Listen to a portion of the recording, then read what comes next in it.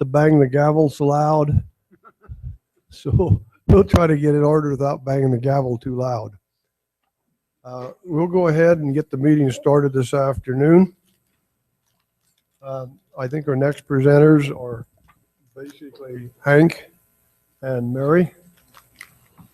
Hank, you're listed here. Do you want to come up, or are you going to introduce them? I'll introduce Okay. Mr. President. Our next presenter is Hank Edwards, our Wildlife Health Lab Supervisor, and he will be giving the commission update on CWD, chronic wasting disease, surveillance, distributions, and prevalence in Wyoming, and then I will then follow it up with a CWD plan update. And then Mary's all presentations will be during the joint session.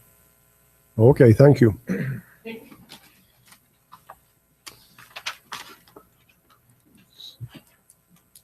Mr. President, members of the commission, Director Talbot. I was asked a couple of months ago by Scott Edberg to put together this presentation on chronic wasting disease. So I went back to the very beginning of our surveillance efforts. You need some help with this.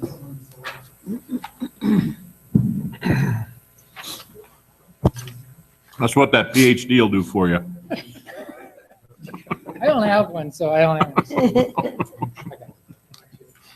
Anyway, so I built this talk and based on our entire CWD program. So I went back to the very beginning when we started our surveillance efforts back in the 80s. And then I'll move on to how that early surveillance was morphed into a statewide surveillance program where we did a lot of surveillance when we had federal funding to where we are now, which is much more of a focused surveillance because of limited funds. I have, at the end of my talk, I'm going to talk about distribution and prevalence of CWD in the state and where we are at the current point.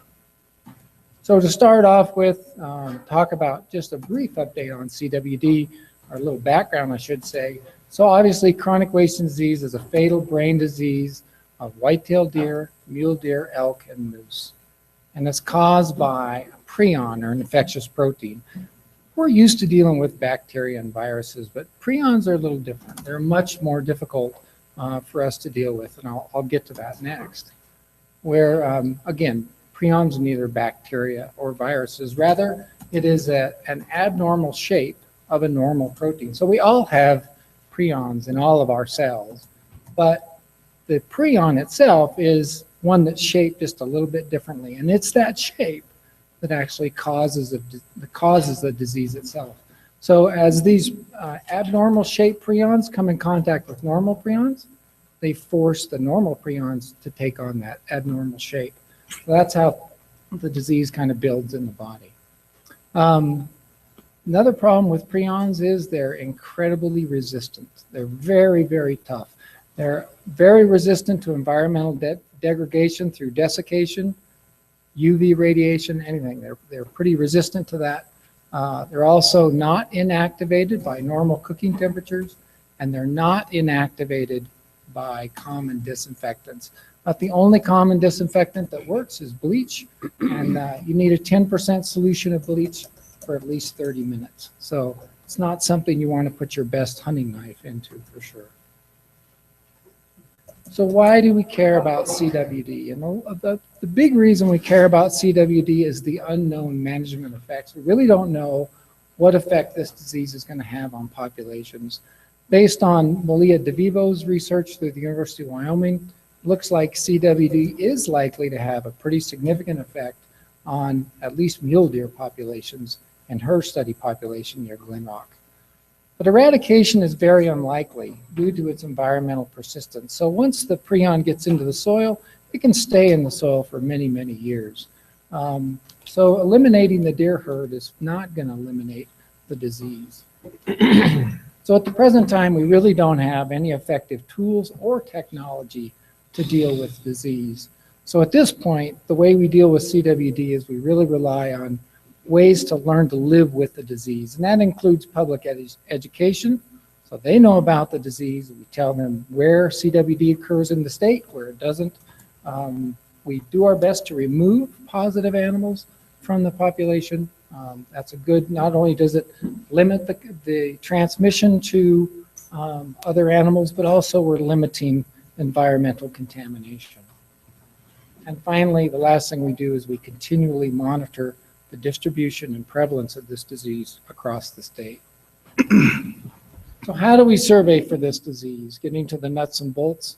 The vast majority of the samples we get are hunter-killed deer, elk, and moose. So that makes up about 85% of our samples every year.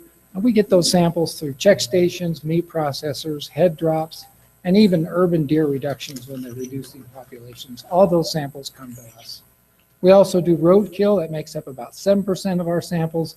It's a really cost-effective way to survey for CWD outside the endemic area, because we know that deer with CWD are just a little more likely to get whacked by a car. So it's a good way to survey for chronic wasting disease.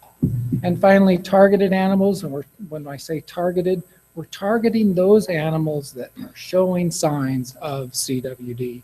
This is the most efficient way to survey for CWD, particularly outside the endemic area. So this makes up about 8% of our samples. So what happens when all those samples finally make it to my laboratory? We use two methods to test for this disease. The first is an ELISA. This is a test that can either test retropharyngeal lymph nodes, but also it can test brainstem or OBEX. It's rapid. It takes us about 5 hours to run a series of samples. That's from start to finish, including tissue processing. Problem is it's moderately expensive. Costs us about $15 a test. That includes the test itself as well as some of the laboratory supplies that are required. But there's also a pretty significant investment in laboratory equipment in order to run this test. The other method that we have available to us is immunohistochemistry. This is done through the Wyoming State Veterinary Laboratory, and it's pretty straightforward, really. If you were to look at, you guys probably can't see, but those red areas around the on the slide, that's simply antibodies that are tagged with a fluorescent dye, and those antibodies are specific for prions. So that's a section of tissue, and you can see where the antibodies light it up. So that's the other method we have available to us. We use all of our samples that are positive on ELISA are also tested and confirmed through immunohistochemistry. It costs about $30 a slide to run, and it's a much longer turnaround time of about 10 days. So Hank, Mr. President, if I may, so is the ELISA test the one that you guys do during hunting season for hunters?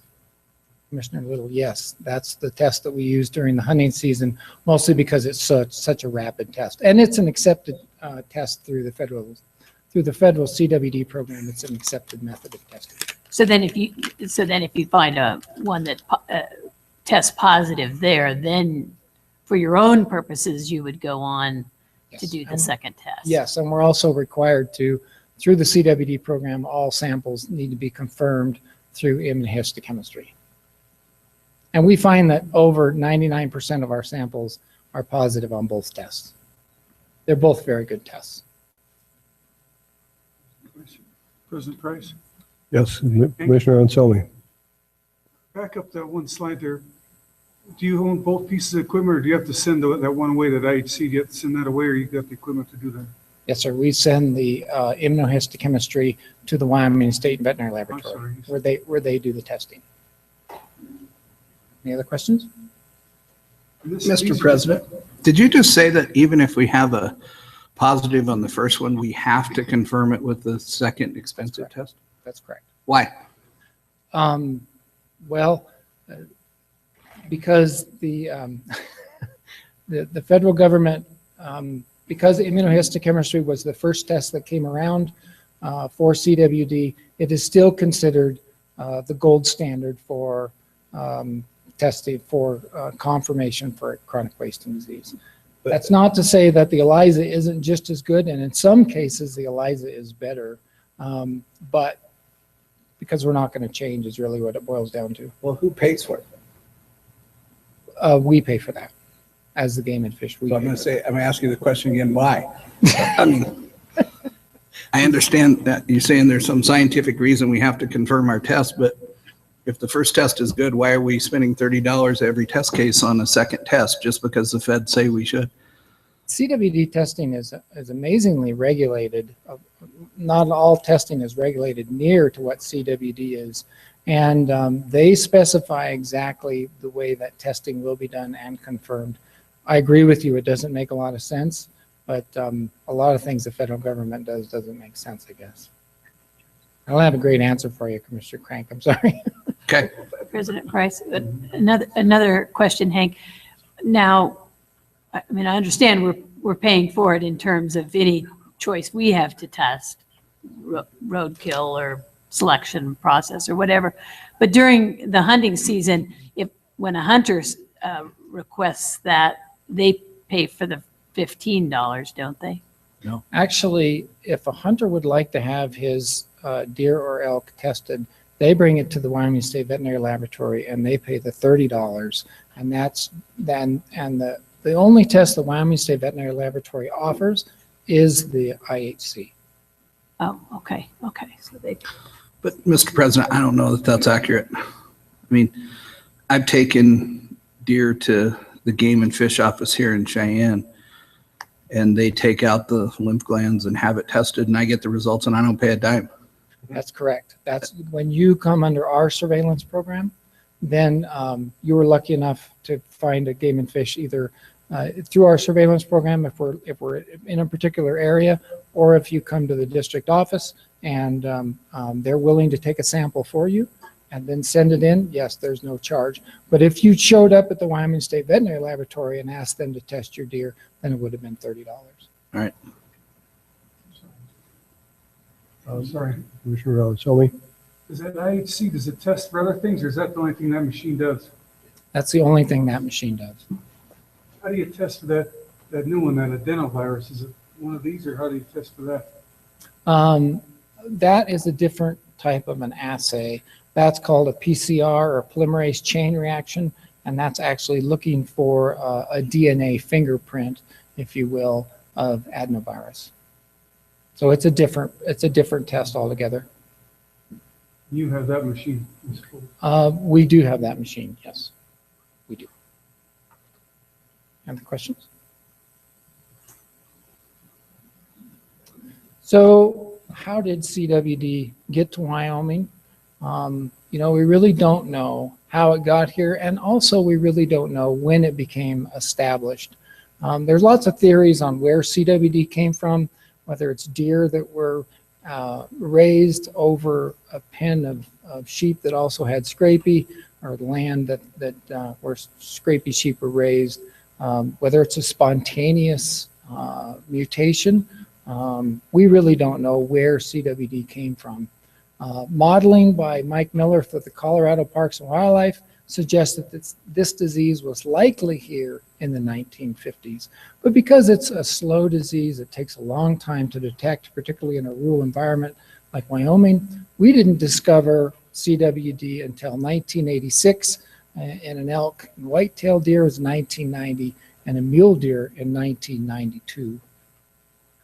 So in the early days of surveillance, Dr. Beth Williams, who discovered CWD in the late 70s during her PhD program, she eventually moved, of course, to the University of Wyoming at the Wyoming State Veterinary Laboratory, and was married to Dr. Tom Thorne, who was a veterinarian with the Wyoming Game Fish Department. Those two performed a lot of the early surveillance efforts in Johnson Creek and Sabile Canyon long before we actually discovered it. But as interest began to increase, as we started to discover more CWD both in Wyoming and Colorado, and then finally CWD was discovered outside of Wyoming and Colorado in 1996, the interest in CWD slowly increased. And that's kind of reflected in that lower graph you see there. That's the number of samples that we were testing every year. So in the very beginning, 1982 to 1986, you see we didn't look at very many samples, only about 250. But as we increased our surveillance up until 2002 anyway, we were doing just over 2,500. Hank, Yes, sir. these are total numbers tested and the number found. you have an estimate of the percentage of the total numbers found in the total numbers tested? In other words, what's the percentage rate? Has it been increased? We can see the total number of samples increasing rapidly, but the number tested, the percentage of those, how's that changing? I'm sorry, I'm not sure I quite understand your question. Do you mean the number of positives in relation to the total Yes, number? the number of positive in relation to the percentage positive in the relation to the number tested.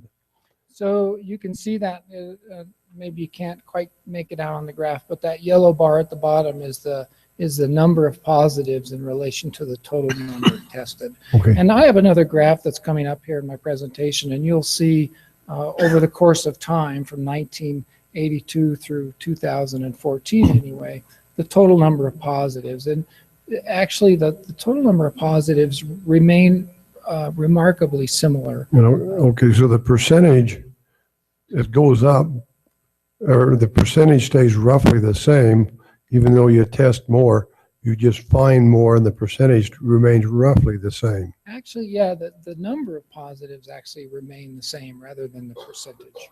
You'll see what I mean. As sample size increases, the positives don't always follow that increase in sample size.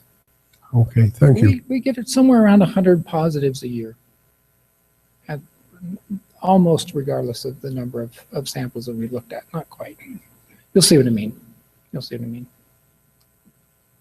So anyway, this is our early surveillance. This is really as we were just kind of getting started looking for CWD in the state of Wyoming. But it wasn't until 2003 that we got federal funding where we had enough money to really build a good, solid state surveillance program. So as we were building that, our goal was, instead of 2,000 samples per year, our goal was between 4,000 and 6,000 samples a year. And we were going to collect those samples from the entire state. We trained all field personnel to collect samples for CWD testing. And in reality, it was a lot more than just field personnel. It was anybody that wore a red shirt was trained to collect samples for CWD. We acquired the ELISA test that I mentioned earlier, as well as all the machinery that's required to get that done.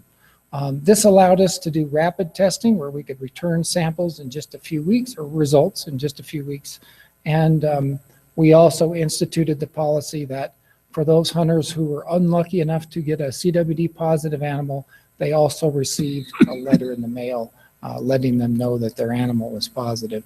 And that letter gave them the legal ability to dispose of that carcass if they chose to do so. With the help of our Wyoming Game and Fish IT department, we developed a pretty sophisticated computer program that allowed us to track the samples from the time they're collected in the field through the laboratory testing process, and then be able to report those results back to the hunter via the internet. We hired several temporary field and laboratory technicians. This was a pretty large undertaking, took a lot of field personnel. And then finally, our program is voluntary and it's free for all CWD surveillance through the Game and Fish. But then federal funding went away in 2012, and it really forced us to focus our surveillance efforts to really just the leading edge of the known endemic area. And that's obviously this western edge you can see where CWD has not occurred yet. So that of course involves the Cody, Green River, Jackson, and Pinedale, as well as pretty good surveillance on all of our state feed grounds and the National Elk Refuge. But that doesn't mean we walked away from our core endemic area. We still hit those historically positive areas every 2 to 3 years. That's deer hunt areas 64 through 66 and elk hunt areas 7 through 19. So President Price, this is the graph that I was referring to. So if you look at the bottom, you can see those yellow bars. That's the number of positives in relation to the total number of samples that were collected. So obviously I've shown you the right-hand side of this graph before, but you can see once we hit statewide surveillance and had federal funding, our sample size increased pretty dramatically. And as the very first year of the program, we received the most money. Then money started tapering off as that CWD money was more spread out across the nation. And that's kind of reflected in our sample sizes as well. And then in 2012, you can see with the end of state funding, and we switched to more of a focused surveillance, we're down to around 1,500 to 2,000 samples a year. And that's where we'd like to keep it as long as we have money to do so.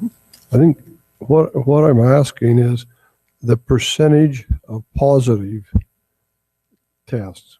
In other words, basically the number of positives divided by the total test. In terms of prevalence, if that's what you mean, in terms of prevalence, we do see the prevalence of CWD increasing in some of our And so the percentage is increasing. Yes. Even there. And now this graph seems to indicate the other, and it looked like the sample rate was going way up and the positives were not changing all that much. That's right. And this is not reflective to get at the question you're looking for. This is not the graph to use for that, because our sample, where we sample each year, it changes. So if we were to stay just within the endemic area, you'd see a much different graph here than statewide, where we're looking at areas where CWD does not occur. So it's not reflective of what you're trying to get at. Okay, I still would like to see, and you don't have it, a percentage of CWD positives I in do not have relationship that to the with total me today, testing. but I can supply that for you very easily. Okay, thank you. So as you can see, our surveillance, as we've moved into focused surveillance, we hope to maintain that level of somewhere between 1 and 2,000 samples a year. That's something we can handle in the laboratory in addition to our other responsibilities. So that's what we'd like to keep it as long as we have the necessary funding. So now I've put together kind of a series of maps that'll show how CWD has spread across the state from its early discovery. This first set of maps is deer. So we're going to start in 1990 when it was first discovered. As you're paying attention to these maps and as they flow, you'll notice that there's going to be years where we're going to skip. And that's simply because we did not discover any new CWD areas during those time frames. So we start in 1990, we jump to 97, and then I'm just going to let this run, and you'll see that at least in deer, we got pretty good spread both to the north and to the west.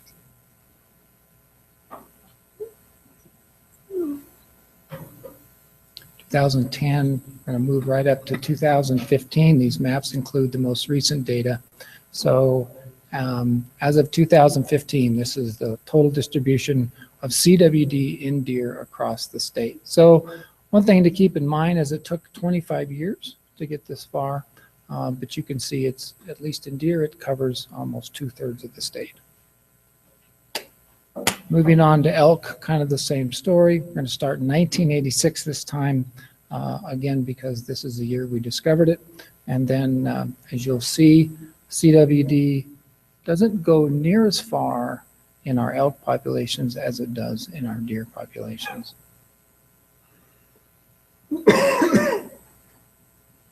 But again, here we are in 2015, and like I mentioned, CWD and elk does not cover near the area that it does in deer. This is our prevalence maps. I know this isn't exactly what you're looking for, Commissioner Price, or President Price, but it shows you our prevalence across the state. This is in deer, and as you would expect, we have our highest prevalence in our core endemic area where we've had the disease there for a long period of time, and then it slowly radiates out, turning lighter blue, which is lighter prevalence, as you go north and west. The exception is Thermopolis, which is probably the only other area where we have a higher prevalence. That's in deer. This is in elk. Similar situation. We have a high prevalence in those areas where the disease first started, and then as you move to the north and west, that prevalence decreases. This is the only case we've had in moose. This was in 2008, As you can see, it's quite a ways from the CWD endemic area. It certainly was a long ways in 2008. We subsequently went back into that area around Bedford and intensively sampled all hunter-killed deer, elk, and moose for the next 3 years, got as many samples as we could. We have not detected CWD in this area again, and we've not detected it in another moose in the state, so this is the only one.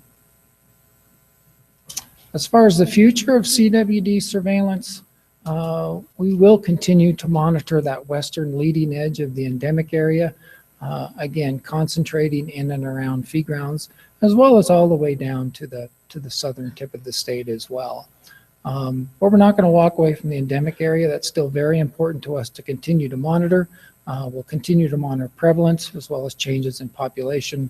And again, the core endemic areas are deer hunt areas 64 through 66 and elk hunt areas 7 and 19.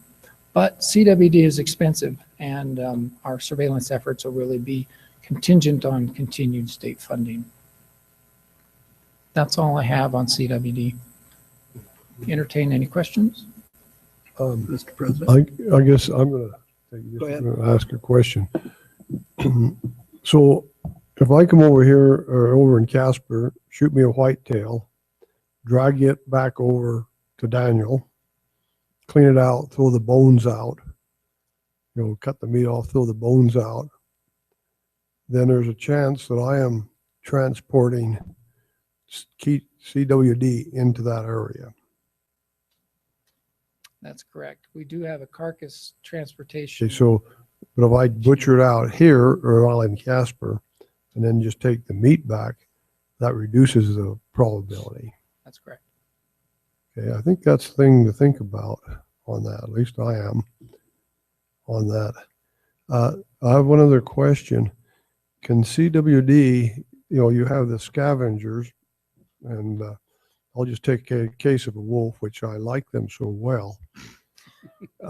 The wolf goes up and eats, say, a CWD deer or elk, and then, goes on a trip back over to Jackson. Can he transport that in his scat?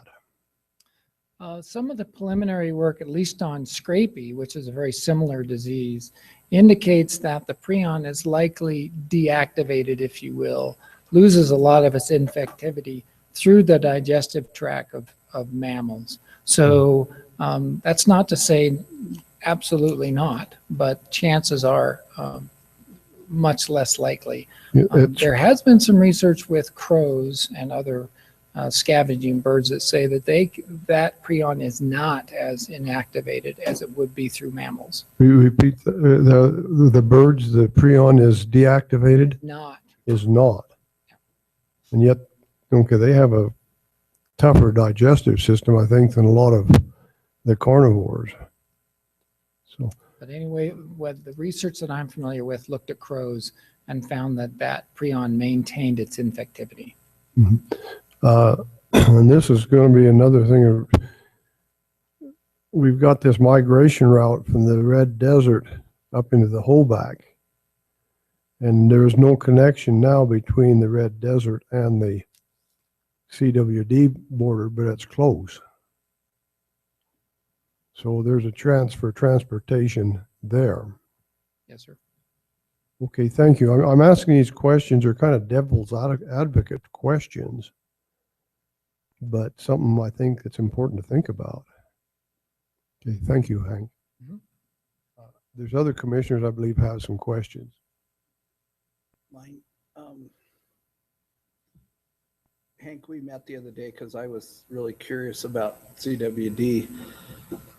And so you guys briefed me and we talked about being proactive and trying to prevent the spread of CWD. Is that a better question for the chronic wasting disease management plan, which is the next presentation, or for this presentation? That may be a better avenue for that. The second one? Okay, then I have no question. Okay. Any other commissioners have questions? Okay, Carrie? President Price, Hank, thank you very much. I don't have a question for you, but I'd keep your presentation if I were you, because this happens to be one of the topics requested by the WAFWA commissioners for a discussion at the meeting in July. So you might be I requesting. think I just got an invitation to go to Cody, didn't I? You made Hank's day. He just loves these presentations. Okay. Is it? No more questions. Thank you, Hank, for the Thank you very much. presentation. Statewide numbers from the report, from your reports.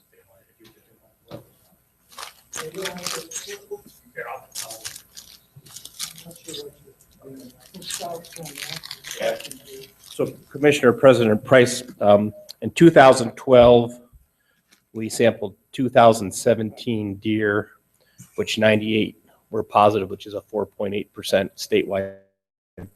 2013, 1,769, which is 73 were positive, which is a 4.1% prevalence rate.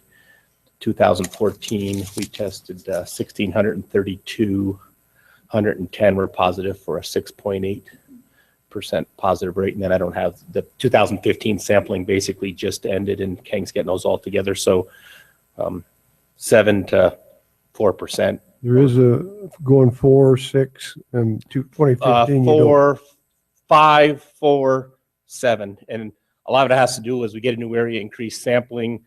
Area 7 is kind of a unique anomaly with CWD. The prevalence rate goes kind of up and down. We get a lot of samples. It goes up and down every year. So we can roughly say the last few years we've been between 4 and 7% statewide on CWD. Okay. But I would add Yeah. that the problem with these numbers is it depends on where you're sampling. Right. So if you're doing a lot of concentration in the endemic area, then your prevalences are going to be much higher than if you're looking over by, say, the feed grounds. I saw who your color codes over there, and it had the colors. Some of the areas some of the areas were like up in the 30% range in some of those real endemic areas. Okay, thank We you. do see a steady increase in some of these areas. Okay, so once it's established, it tends to increase then. Okay, thank For you. the most part. That's not 100% true. For the most part. Mr. President, one of the things, Hank, I find really interesting about your presentation is for instance, the northern bighorns, where you have found CWD in the deer have had it for a number of years, and yet it hasn't crossed over to the elk herd up there yet that we know of. In fact, that's the case in a lot of areas in the state. Another area that I've always found interesting is also the Black Hills, where we had CWD very early there, and that CWD has not taken off, which is not what we expected. We expected CWD in that whitetail population to really take off, and it's not done it. Nor is it gone to the elk population. Very interesting. Thank you. Okay, thank you, Hank. Appreciate it. Thanks, Hate. So, Commissioner, I think you've probably seen the 3 major presentations now on CWD. Hank's surveillance presentation, Mary's presentation at the last commission meeting on some of the vaccine work at Sabile, and then the modeling work that was presented at that same commission over, I guess it was November in Laramie. So those are kind of the 3 main CWD presentations we have. And so what I'd like to do now is, Scott, could I interrupt? yes, sir. I've been a little bit remiss here. I do have a blue slip Okay. for Catherine Waring. And would you come forward, please? I am Catherine Warren. I'm speaking for Joanna Johnson and the Concerned Citizens to Save the Elk in Jackson, Wyoming. And my notes here say that the Concerned Citizens to Save the Elk oppose paragraph 3, page 5, being in the CWD plan. Okay. Ken Griggs, who's a DMV, Jackson, Wyoming, says well-fed animals are more resistant to disease, including CWD. University of Wyoming doctoral student Melia DeVivo I think did 4 years of she chronic really wasting should be disease speaking to research item on deer in Wyoming. She says healthy habitat such as adequate winter range Uh, remains important. Anything that is good for the overall health is going to be great for our population. Catherine, could I interrupt you? This was turned in for item number 9. I think it would be more appropriate for item number 10. This is the management plan, and this is what you're speaking to. Okay. All right. Okay, so I'll be more patient. we'll give you a rerun. I looked at that number 9 and I took it, but then when you began talking, I realized that was the next item. So sorry about that, but thank you. Okay, Commissioners, Director Talbot, Commission President Price, I'm here to provide an update on where we stand with the Commission's approved CWD management plan. The department has had a CWD management plan since the mid to late 90s. The current plan that we're currently operating under is from 2006. So we're getting to be a good 10 years into that plan. And so the department has undertaken a CWD plan revision. We've been working on that for about the last year. It's through a committee that includes Hank, Mary, myself, and then representatives of the Wildlife Division throughout the state. So far, we came up with a draft plan. We took it out to the public through the internet for commenting and held 2 public meetings, one in Jackson, in which 33 people attended. As you can imagine, in Jackson, as well as all the comments that we received on the plan, were pretty much surrounded around the fee ground part of the plan and how we will address CWD if and when it gets to the fee grounds. Based on the comments we received, some of the concerns we had with the plan, we pulled that plan for your review and approval at this meeting and decided that we take a step back, give it another good scrubbing, make sure we address everybody's concerns, and then I will start working on a revised draft here next week to take back out to the public and hopefully have to the commission at their April meeting at the latest. One thing that we want to make clear is that, which is a concern in Jackson, I think for a lot of people around the state, and it's a very divided issue, as I said, with regards to fee grounds, this plan is not a plan to shut down fee grounds. Fee grounds are a part of the plan. One of the things that's in there is that if we were to get CWD, or when we get CWD on the fee grounds, we evaluate it. And one of the options is, obviously, we will look at maybe reducing some feeding, but realize that that has a lot of secondary effects if you have to just place out to another location where they're not being fed. And so we'd have to address those as well. So we've been working with Forest Service. Obviously, they permit our feed grounds. They have some concerns with CWD. So we've been working with them to make sure we address their concerns. We've worked with the refuge since they're a partner in feeding at the refuge, BLM and the Park Service, as well as many other publics throughout Wyoming. So with that, that's kind of where we're at with the plan revision. Hopefully, like I said, I'll get something out here by mid to late February, open it up for a good 45 days. This is not a plan that requires APA processes.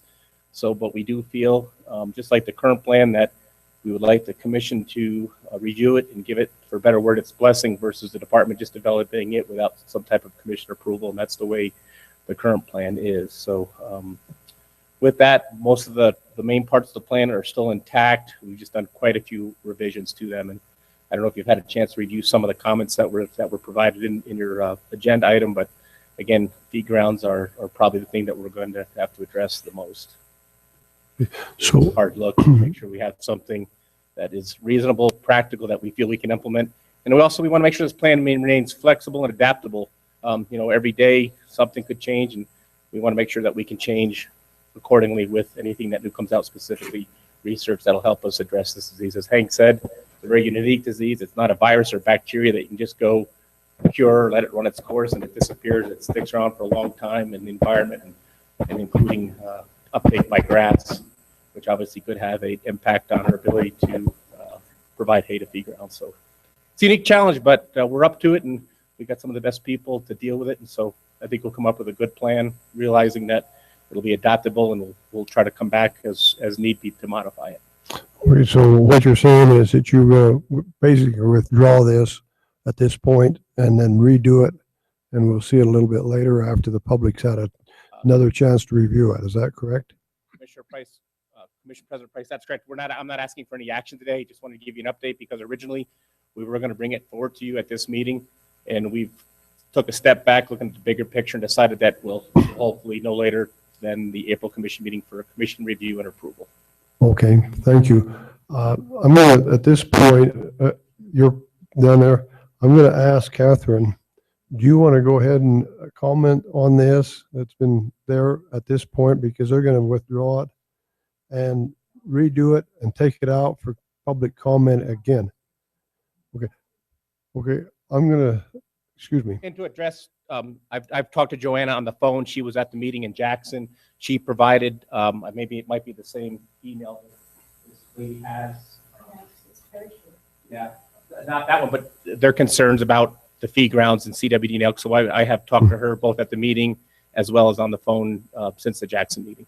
Yeah, and we have I got a certified mail letter from them, and I believe that was distributed to the commissioners. And then Joanne told me Catherine was going to be the one that they would have speak because she lives close to here. So it's optional. I hate to beat you around, get you up, turn you down. Do you want to say anything to this or wait for?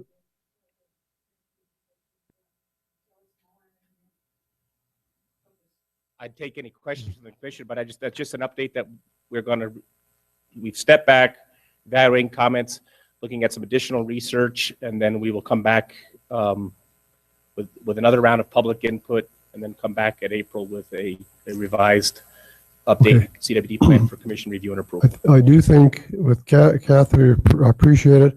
I do think that the commissioners ought to have a chance to comment. Yes, Commissioner Crank. Mary and Hank, could you guys come up and help me with this maybe? You don't know what I'm going to do. I guess at the Laramie, Scott, you could, I don't think I have a question for you right now. But, Okay. Sorry. At the Laramie meeting, we had a presentation by someone, but the substance of which was that if chronic wasting disease hits our feed grounds, and if we continue to hunt at the same levels we're hunting now, that within 100 years, we'd have very few elk in the Pinedale region. And I guess that shocked me as a commissioner because I didn't know that's where we were headed.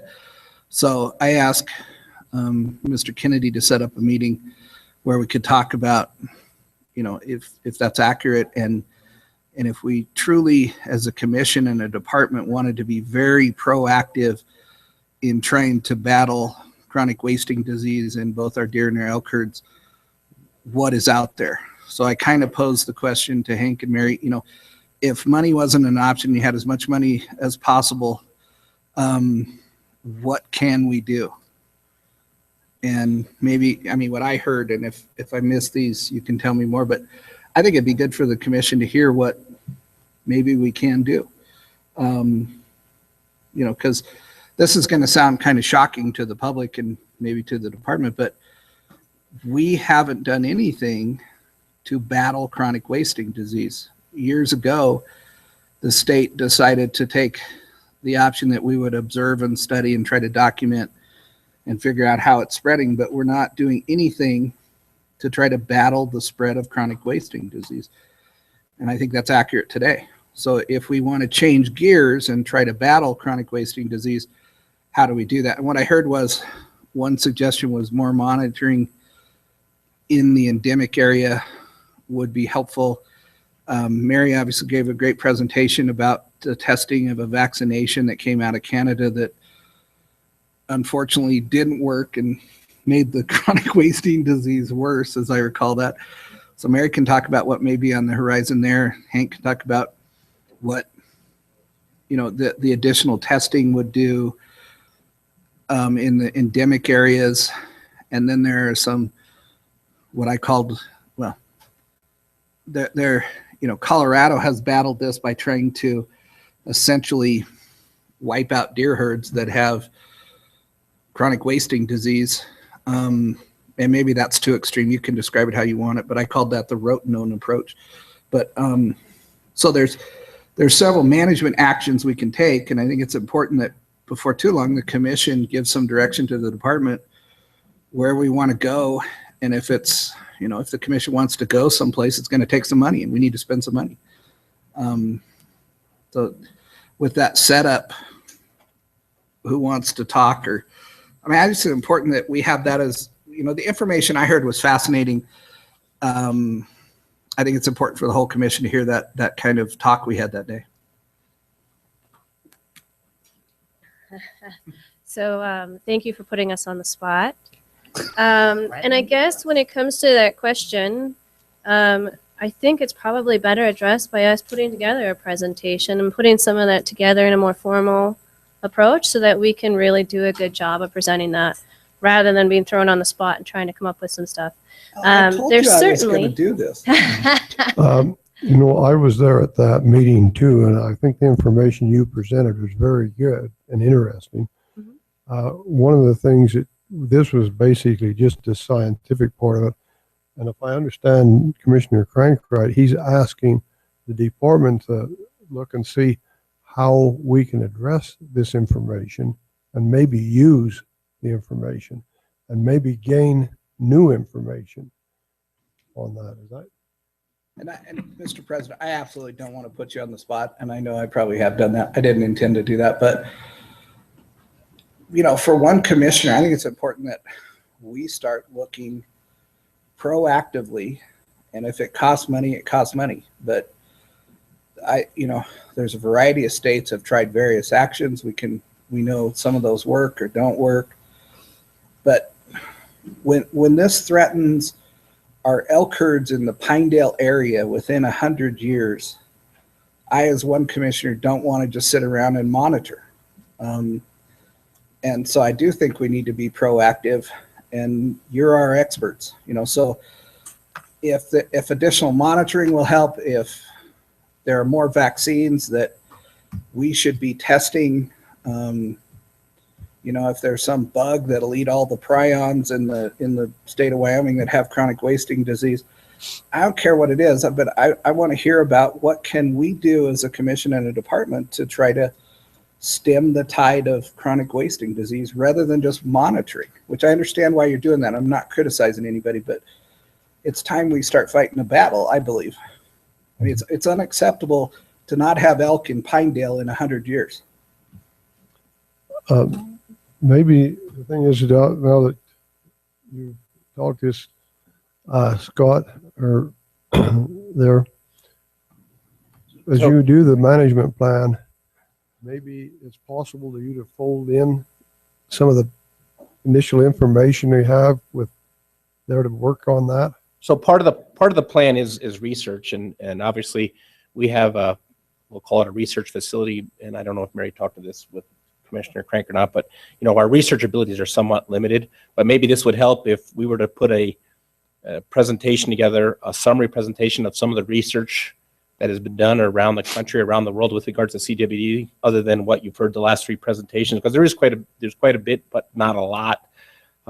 Maybe that would help give you guys an idea of what's been done, and I don't know if there's worth duplicating something that's already been done. Wyoming's a little different, but I think also too is that other than surveillance, we do other things in surveillance. We make sure we monitor, we remove targeted animals, we increase our surveillance to try to get a handle on that stuff. But I understand what Commissioner Crank's saying, and to do some of that work, it is going to take some dollars, and it's also going to take obviously some cooperation with some other partners, mainly probably UW or other universities, on getting some of this research done and finding the right person and asking the right questions, knowing that hopefully we'll have a positive outcome. But I think between the three of us and some others, we can maybe come up with some ideas for the commission to consider, maybe giving even more of an education. So maybe if you are to direct us in a way that you have an idea that would make the most sense. I think we have all our ideas, but if we're always looking for additional input, because maybe times we have blinders on because we've dealt with it for 25 years or so, and the outside perspective is great. Well, Mr. President, if I can, telling us what's been done is great.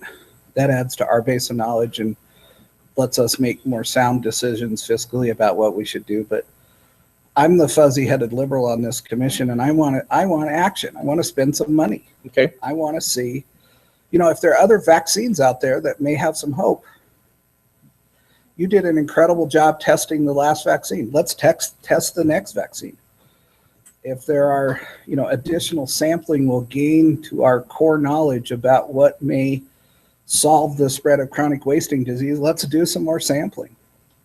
So as far as that goes, we are looking at further vaccine research and further vaccine work.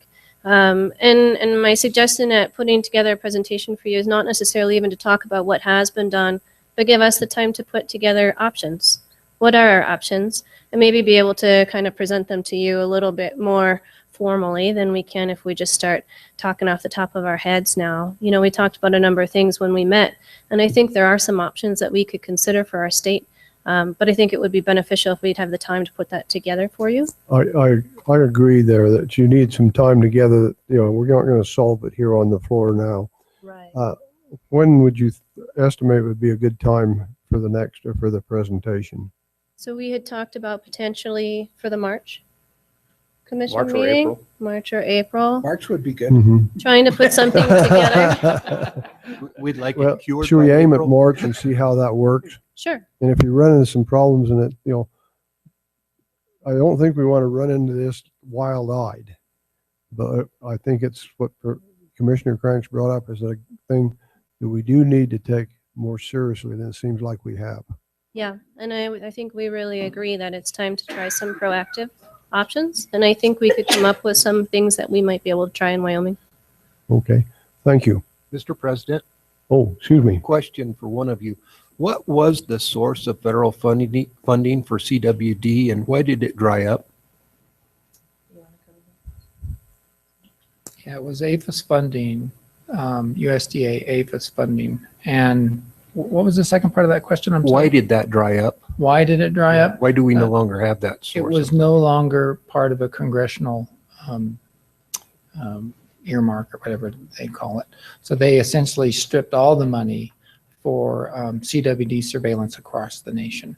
There's still some money available, I believe, for captive elk surveillance. Indemnity. Yeah, but I think Just that's indemnity. it. I think that's as far as that program goes now. I don't remember real well, but wasn't there, in the newest version of the Farm Bill, wasn't there funding for infectious wildlife disease research? Yeah, they do have some funding available and for CWD research for USDA. And then they also have funding for indemnity for captive cervid farms, so that if they do get positive and have to be depopulated, there's some indemnity. But there's not really research that's being disseminated out to the state's research funding, at least that I'm aware of. I look forward to your presentation in March or April. I encourage you to think big. Mr. President, may I? Yes, Quick- we've real got, quick. I want to remind people, we're in good shape right now, but we have a joint meeting with the ag people. Okay, That's that's basically 3 o'clock. I'm going to be brief. Scott, there was some positive comments out of your presentation, and that was we as a department are prepared or ready to take the task and ready to tackle it. So that being said, We are. I We are. appreciate that. That's Hank and positive. Mary are top notch, and they've been a great help with this. And just one little side note, and I believe Commissioner Anselmi asked earlier about enterovirus. That's been in the news lately. I guess I'll just bring this up. If you'd so desire, we could prepare a presentation for that at a future commission meeting as well. That's the Pinedale mule deer research has shown that, and it's been up. If that'd be another interesting topic, something that's new on the horizon. I think we're going to have a presentation right at the end of this meeting, Oh, toward the end of that. Samantha's going to It's- come and present that. it's not on that.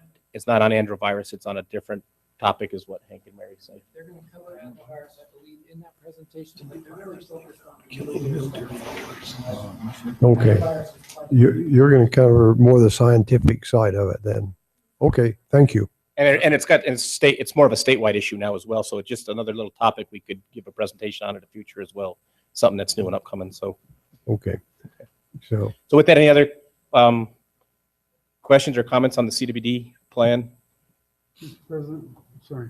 I was going through some of these comments, and they're making, they're talking about somebody did a study in Converse County, Malia DeVivo.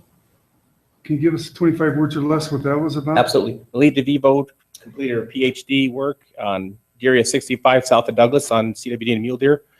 That research has been done. She has defended her thesis.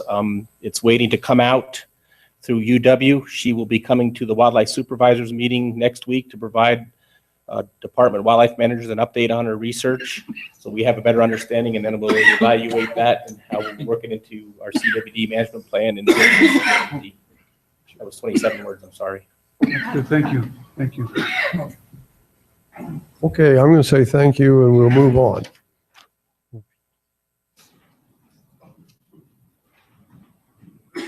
Yes, Mr. President, Director Talbot, member of the commission, we have next, as the commission may recall, over the last, the last couple, 3 years, the commission has definitely expressed an interest in hearing informational presentations on different types of law enforcement investigations and cases around the state. And so next we have our South Laramie game warden, Bill Brenniger, here, and he's going to talk about a recent investigation from Albany County, and kind of a unique case, a little bit different maybe than some of the other cases you've heard about. And so enjoy. Bill Brenniger. President Price, Director Talbot, members of the commission. Somebody want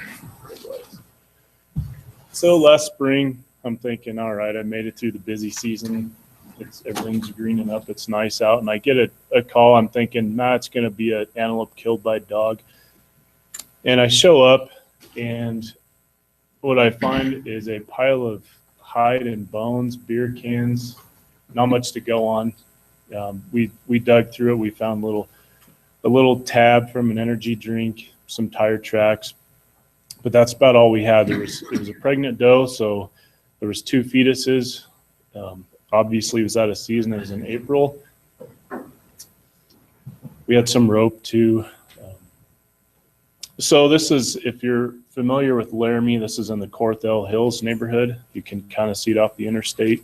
And there's a vacant field across from these houses that people frequently walk their dogs. So this gal had found this carcass, called it in, and I thought, well, surely somebody has seen what happened. I mean, all these houses face this field. So we did some knock and talk, and we got a pretty good description of a vehicle, no license plate, of course. And so with the help of Robin, we put out a press release on Laramie Live, so social media.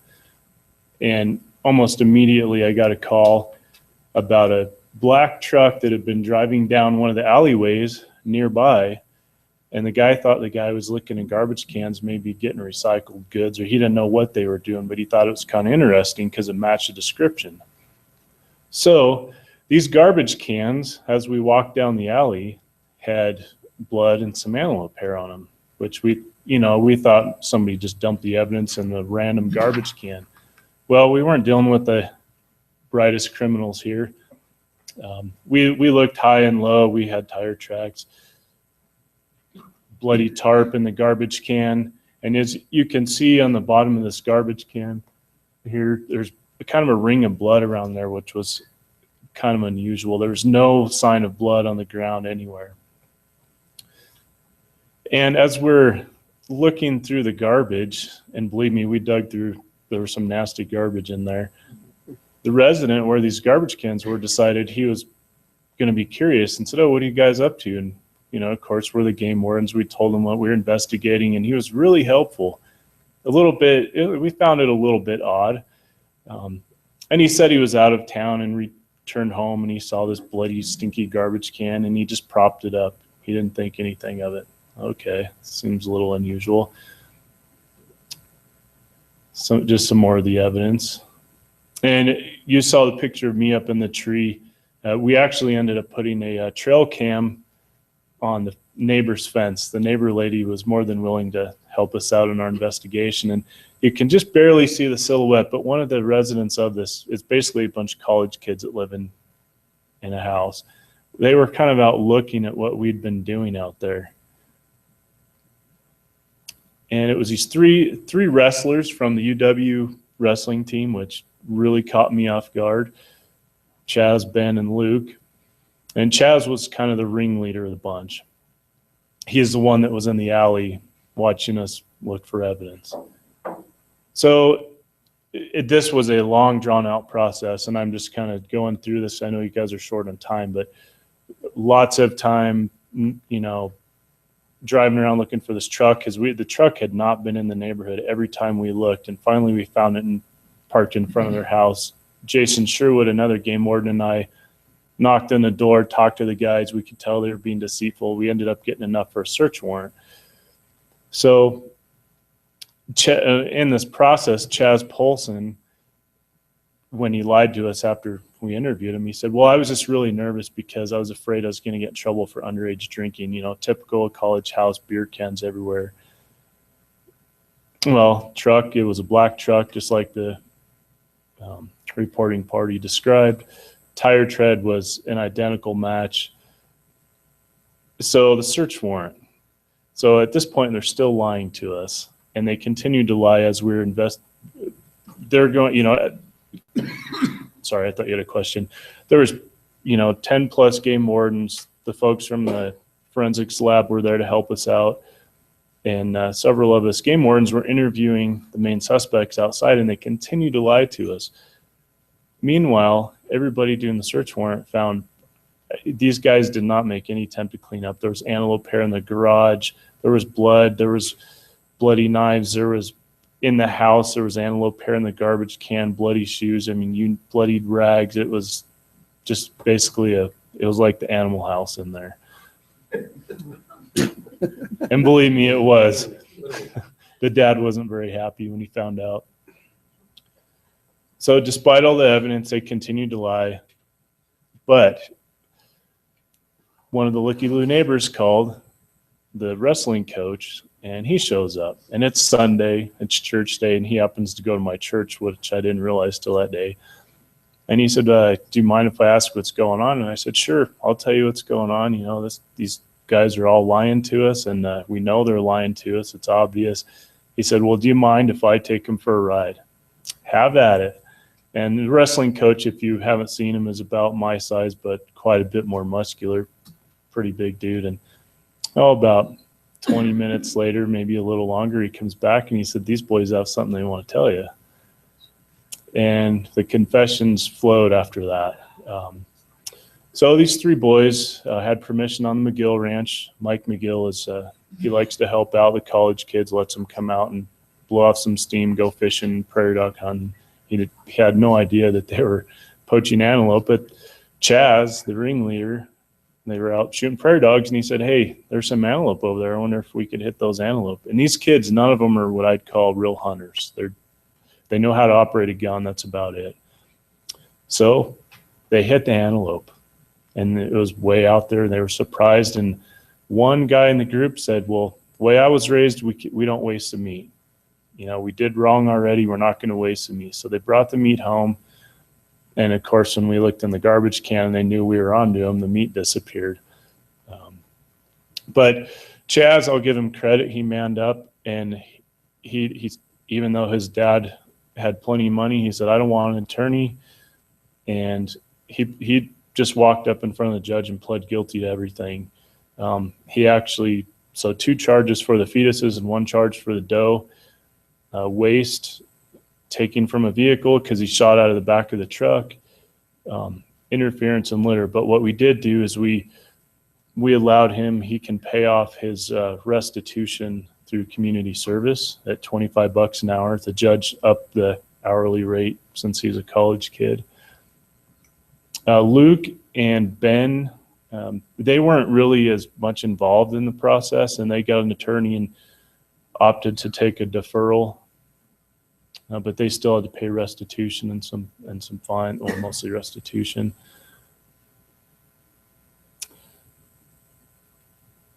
Let you look at this here for a minute. It was a fairly involved case, kind of drawn out as usual. And the community service for Luke, and since they took the deferral, I said I don't want an option that they pay it. I want to have a certain number of hours of community service, which we're actually going to use these kids to help clean up a ranch that's enrolled in a hunter management area that's has a constant trespass problem, and people are, having parties and leaving beer cans out there. So they're going to get to work with the landowners that they didn't treat very fairly through this process. So I couldn't have solved this case without the help of number one, the 2 folks, the initial call, and then the call about the folks in the alleyway, and then Laramie Police. the university, police, and the sheriff's office were all extremely helpful through this process. We canvassed the town looking for that vehicle, and a lot of public interest when we put the article out. There's actually going to be a article in the paper coming out fairly shortly now that everything's been adjudicated.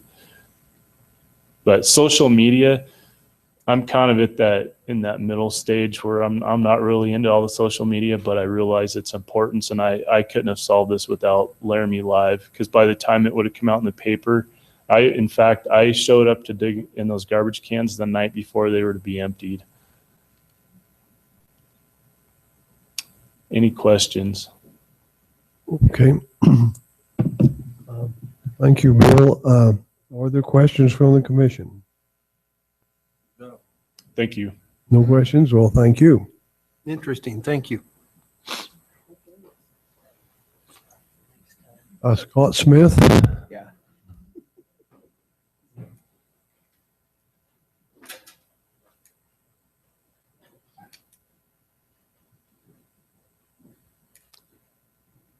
You're, So this fall, we asked our field managers, as they're out doing their work during the hunting season, if they wouldn't mind taking photos of their work and what they encountered in the field. And what we'd like to do, we had a 15-minute video. We assembled all these pictures, and then our game warden, Brooke Weaver, she put this together along with B. Nicholas, and we just wanted to share, here it is, middle of winter, share some of the fall activities that take place across our great state and some of the animals that our publics were able to harvest this year. So with that, Dustin, if you can start this. We thought you'd enjoy this 15-minute clip. kind of stay on track. We've got that ag meeting with the ag board here next.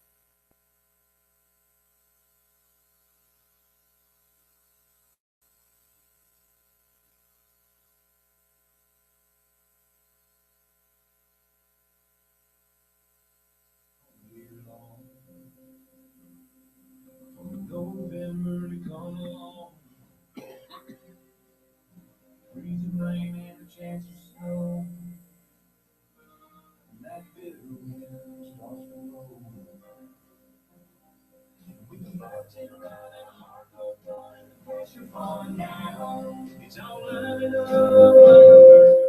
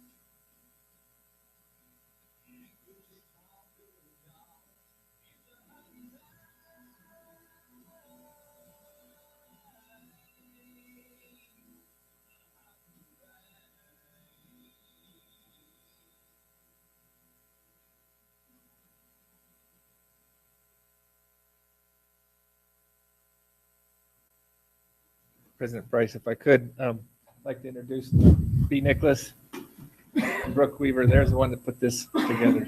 Okay, B. Very good, very good.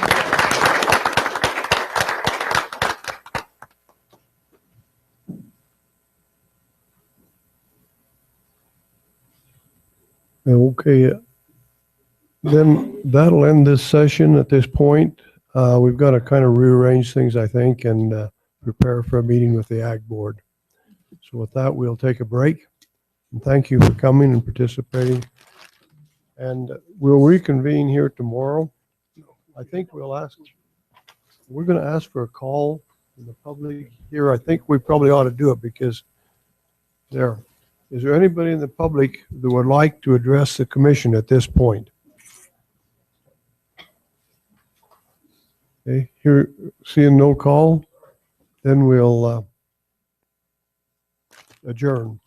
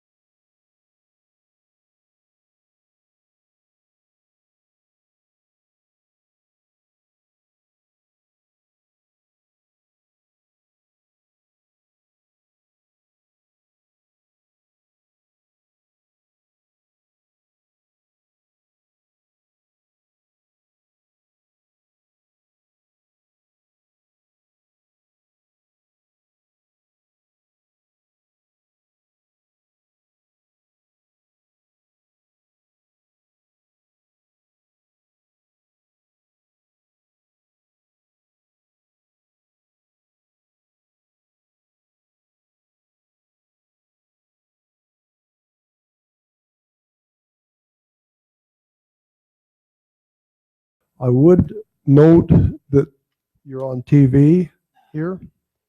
We're kind of used to it, but beware when you're talking. Regardless of what you're saying, we're also on the internet voice too. Okay, with that in mind, I think the first thing we do here, we're going to go around and do the introductions. Let's just start with our esteemed director, and we'll go around the circle this way. Good afternoon. I'm Scott Talbot. I'm the director of the Wyoming Game and Fish Department. And I guess just to lay a little bit of groundwork of why we're here and how we started this is several years ago, it was apparent to many of us all of the connections that we in the wildlife profession had in common with those in the ag profession and how much we depended on each other. And as a result of that, we decided that we would start hosting an annual joint meeting so that we could sit down and talk about joint issues and discuss topics of interest. So with that, I welcome all the members of the Board of Ag to our humble abode here and look forward to an afternoon of discussion on several different topics. Hi, everyone. My name is Doug Miyamoto. I'm the director of the Wyoming Department of Ag. I appreciate the opportunity to get a chance again to sit down with the commission. We have a pretty close working relationship with the Game and Fish Department itself. I think we've made a lot of good connections over the past few years that I've been involved, and I think these are always very beneficial conversations for us to have. We've been working a little bit on this domestic sheep, bighorn sheep interaction working group rule since the last legislative session about a year ago. And so I'll look forward to the opportunity to discuss that with you in addition to the other items that are on the agenda this afternoon. So again, thanks for having us. Mark Anselmi I represent District 2, Sweetwater, Carbon, and Albany counties for the Game and Fish. I'm Allison Lass, Board of Agriculture from Moreland. I represent District 5. My name is David Royale. I'm the commissioner for District 5, Bighorn County, Park County, Hot Springs County, and Washtenaw County. Thank you. I'm Jim Rogers. I'm on the Board of Ag. I represent Albany, Carbon, and Sweetwater, Region 2. Keith Culver, I'm commissioner from Newcastle, District 6, and I represent Crook, Weston, and Niobrara counties. Brian Brost with the Board of Ag, and I represent those same three counties, Crook, Weston, Niobrara. I'm Carrie Little, and I am District 4, which is Sheridan, Campbell, and Johnson counties for the Game and Fish. Janet Ginter with the Board of Agriculture, District 1, which is Laramie County and the southern part of Goshen County. Richard Clouda from Lander, and I represent Commissioner Judicial District 7, which is Converse, Natrona, and Fremont. Kevin Schieffer, Board of Ag from Riverton, over in Fremont County. Hi, I'm Stacia Berry, Deputy Director of the Department of Agriculture. And I'm Pat Crank. I represent everything else these other guys don't, and ladies don't. So I think it's Laramie, Goshen, Albany, Platte counties for the Game and Fish Commission. I'm Cameron Smith from Gillette, and I'm the youth board member for the Board of Ag. I'm Charles Price, Wyoming Game and Fish Commission. I represent Sublette, Teton, Lincoln, and Uintah counties.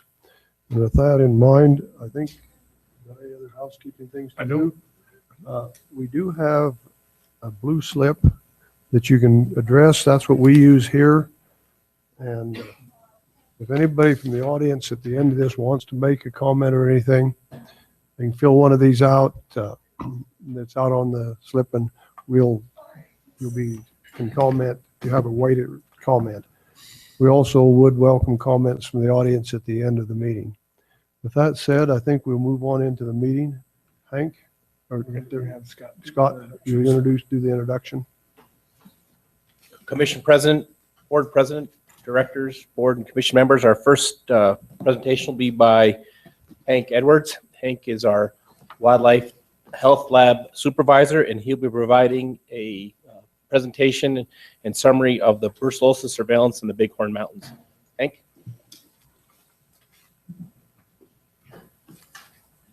Thank you, Scott. I'm here today to talk to you about brucellosis surveillance, as Scott mentioned. I'm going to address not just brucellosis surveillance in the Bighorn Mountains. I'm going to talk about brucellosis in Wyoming, where we find it and how we monitor it. I will, of course, move to the Bighorn Mountains and tell the story of when we discovered brucellosis in 2012 and what we found since that initial discovery.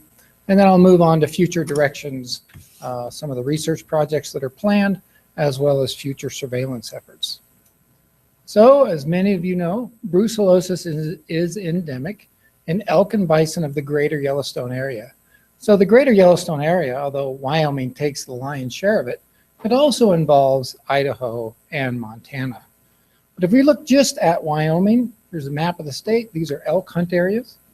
And every area that you see there that is that gold color is where we have identified brucellosis. So I'm really going to focus two things on my talk. One is these three areas here, 40, 39, and 41. That's where we discovered brucellosis in the Bighorns. But I'm also going to talk about all these areas here. So when we survey for brucellosis, we have two ways. One is what I'm going to talk about today, using hunter-killed elk outside of our known endemic area, and then we survey for brucellosis in our feed grounds. I'm not going to address the feed ground issue, just more looking at these areas outside of the known endemic area. As many of you know, this is the DSA. I guess I'm pointing on one screen, but you guys have no idea what I'm talking about. So that line that designates what we call our endemic area or inside the DSA, that's where the federal government, APHIS, decided that everything on this side of the line is considered endemic for brucellosis, at least in wildlife. Everything on the outside of the line is outside the endemic area, and that's where we concentrate our surveillance efforts.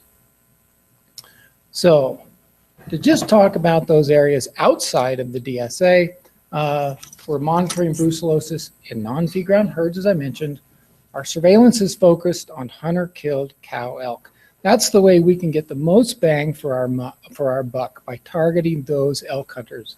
So every year we send out somewhere in the neighborhood of 10,000 blood collection kits to hunters and that are successful in getting a license in the hunt areas that we're interested in surveying. And then in addition, we hand out somewhere around 1,000 kits to those hunters that either didn't get one in the mail or have forgotten to bring them to the mountains. From those 11,000 kits that we send out, we get somewhere around 1,000 to 1,500 samples back that are testable and usable in the laboratory. Sounds pretty dismal, I know, but in reality, it's not that bad when you consider 40% of elk hunters are successful. Roughly half of them will actually remember the kit and remember to fill it up with blood. And about half of those kits, half of those blood samples, when they get back to the laboratory, are actually suitable for testing. So when you have 50% of your hunters that are remembering to bring their blood kit and take a blood sample, that's great. That's really good. We cover all that area that I mentioned outside of the DSA. We shoot to cover all those hunt areas every 4 to 5 years. But every year we focus on those hunt areas that surround that DSA border, right? Because we're monitoring the spread of brucellosis outside of our known endemic area. We've been doing this a long time, for 23 years now, long before the formation of the DSA, and we've looked at over 12,000 samples so far. Here's our blood kit, although it's changed. A few little things have changed with it over the last 20 some odd years. It's basically the same. And all we do is we ask that when the sportsman has harvested his or her elk, they fill up that blood tube with blood. They wrap the tube in a paper towel and stuff it in the plastic bag. That keeps the post office happy. And then we ask them to fill out the data card, put it all in the same box we send them to them in, put the label on it, and ship it back to the laboratory. It really works quite well. The worst part is assembling 10,000 of those full things, but it actually works quite well. So now my talk's going to move now just to the brucellosis and the brucellosis in the bighorns and how we discovered it. So in 2012, we were surveying the bighorns, and it had been several years since we'd surveyed the western edge of the Bighorn. So in 2012, we sent about 8,000 kits out. We were really interested in monitoring all those hunt areas that surround the DSA. As you can see there, we were also hitting up in the northeastern corner of the state. That was part of our statewide surveillance, as well as within the DSA. You see area 61, 62, and 63. That's where we've had brucellosis transmission to a domestic cattle herd, so we were continuing to monitor those hunt areas. Well, when all the dust was settled through our 2012 surveillance, we unfortunately found 2 positive elk in hunt area 40. One was a cow and one was a bull, but our sample size was quite small. We only had 59 samples that were collected, and less than half of those were suitable for testing. So, and only 11 of those were from cows. So I like to say that put the Wildlife Health Lab into a modified stationary panic, and we did everything we could to increase our surveillance efforts in the Bighorn Mountains over the next 3 years. So from 2013 to currently, we have sent out 22,500 blood collection kits. Just over 20,000 were actually sent directly to hunters, and we've handed out just over 2,000 kits. And again, we're handing out those kits anytime we can make face-to-face contact with those hunters. Some of the things that we've done to increase not only the number of samples, but also sample quality. First thing, we made it a focus of field personnel. We put 4 more temporary field technicians on the ground, and their job was basically just to follow hunters around, make sure they had their blood kit before they went to field, and if they harvested an elk, then get that blood sample back from them. Other ways we've increased the number of usable samples was to put out coolers. The thought there is get that blood sample off the dash of the pickup before it gets lost or frozen and into a cooler. We were checking those twice a day, and they worked quite well. We also distributed centrifuges to our field personnel where they could centrifuge the samples and preserve them so they could be shipped later to the laboratory. And then also at the request of the Wyoming Livestock Board, we went from testing our samples in February or March. We'd wait until the season was over and we had all our samples. They requested that we do weekly testing so we could monitor as new positives came online if there was something we could do about it. So here's just a few pictures of us handing out samples. So you can see anytime we had like I said, anytime we could intercept a hunter and get a kit in his hand, we'd do it, whether it be check station or field checks. Here we're collecting samples as hunters are leaving the field, again, trying to get those samples before they're lost or frozen. And then that last picture is Dr. Mary Wood, along with a technician. She's training her how to collect some of the lymph nodes associated with the reproductive tract. Our goal was to try and collect some tissues from positive elk so we could get a culture. And that culture, we could go back and do some genetics and figure out the source of the brucellosis in the Bighorn Mountains. So here's our totals, and don't worry about all the numbers. There's probably a lot more numbers there than most people can read. But the point is, in 2012, you can see we had 120 samples from the Bighorns. But in 2013, 2014, and even 2015, we increased those samples dramatically. 2013 and 2015 wasn't a great year for hunting elk in the Bighorns. The weather was quite warm. We didn't have the snow early, unlike 2014, which was a much better year. So all in all, we've collected 1,700 samples from the Bighorns over the course of the next 3 years. But look and you shall find, in 2013, we found 2 more positive elk from hunt area 40. So as of 2013, we've had a total of 4 elk from hunt area 40. And then in 2014, we had 1 more cow from 40, a new hunt area, in hunt area 39, a bull was harvested there, and also a bull was harvested in hunt area 41. So that's just south of hunt area 40. But in 2015, all samples were negative. So that was very encouraging. I don't think we can say that there isn't any more brucellosis in the Bighorns, but at least we can say that if it is there, it's not increasing And hopefully our prevalence, hopefully it's not become established, quite honestly, but obviously our prevalence is not increasing, at least not this year in the samples that we had analyzed. Here's a map showing where the positives are. As you can see, they're all relatively close together. In Hunt Area 40, you'll see there's 4 dots. There's actually 5 from Hunt Area 40. We had one blood sample that was submitted without a kill location, so we couldn't map that one. But you can see Hunt Area 39, that bull is right next to the border, and then Hunt Area 41 is close to the border with Hunt Area 40 as well. So moving on to some of the planned research, Dr. Mary Wood is planning a elk movement study. That's going to start this year. Over the course of 3 years, the goal is to capture 150 elk. Those elk will be captured on both sides of the Bighorns, both the eastern and western side. And the goals of that study, of course, is to identify the potential source of brucellosis to the Bighorns, identify calving grounds and areas of risk for some of the people that graze in that area, evaluate movement, interaction, and dispersal of the migratory elk, and then hopefully or hopefully not, model the potential for future spread of this disease if it should become established in the Bighorn Mountains. Finally, future directions. I don't think I needed to pull up this map. I think all of you could have guessed. We will continue to put a pretty big focus on the Bighorn Mountains. We will also continue to monitor those herd hunt areas that surround the DSA, as well as monitoring those high prevalence areas within the DSA, 61, 62, and 63. If you look up in the northeastern corner, that's where we'll target this year, and then we'll slowly move to the south and to the west over the course of the next 3 or 4 years until we cover all those additional hunt areas. And that is all I have.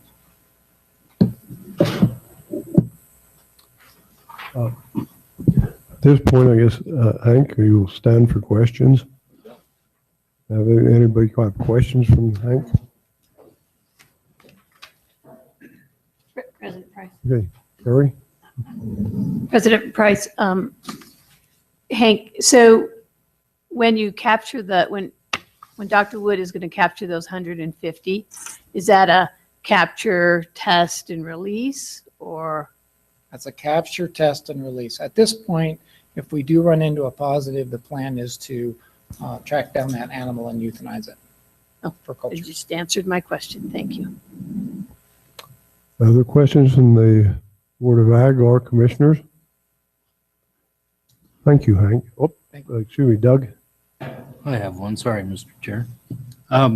With that elk movement study, are they going to analyze the grazing allotments that are close to those areas of movement to try to analyze when livestock are in there versus when the elk are in there, and try to determine what kind of risk of contact there is, or is it just purely an elk movement study?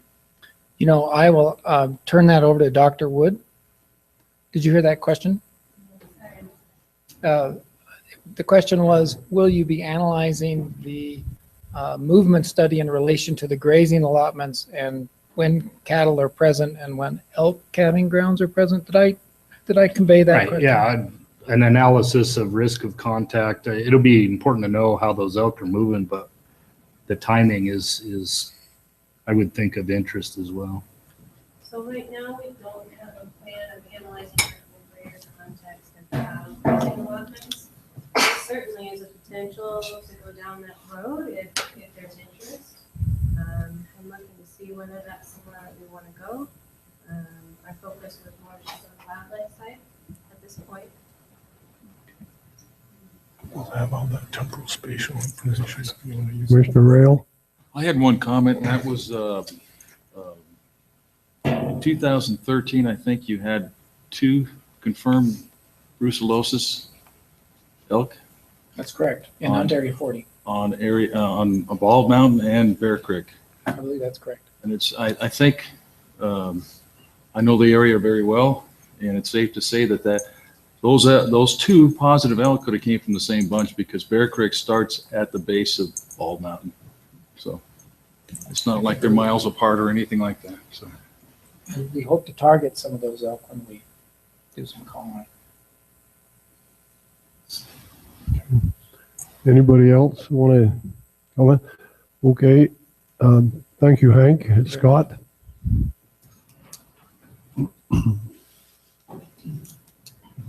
Thank you, Commission President Price. Our next presenter will be Mark Nelson to provide an update and discuss the joint access recognition program that is between the board and the commission. Mark?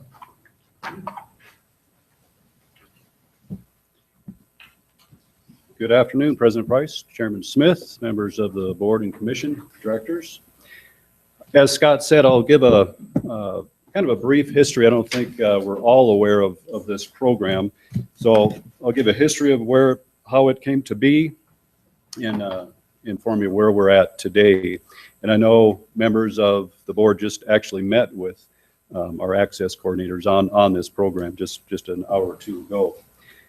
Back in the fall of 2010, this joint board commission got together and a important topic came up that dealt with access to private lands for sportsmen. That was and still is an issue that this joint board and commission cares about. So in 2012, members of the board and commission created this access recognition program. So this is the 4th year of the program. And as Scott said, is a joint program between the board and commission, and it's the funds for it are administered by Wyoming Wildlife Foundation. So they're a member of this group as well. As I said, the intent is to recognize landers who provide access to or through their lands for landlocked public land. So it's strictly an access program that many of the landowners are, I assume all of them, do habitat work that benefits both wildlife and their livestock, but this program focuses on access. The state for this purpose is divided into 4 quadrants that roughly represent the quadrants that the Game and Fish access coordinators have their area of duty in. So each quadrant will select one landowner for the award. So 4 landowners each year get the award, the access award. And that award is presented at the annual stock growers meeting held in December, and usually in Casper, or probably all the time in Casper. So they get some really good recognition there.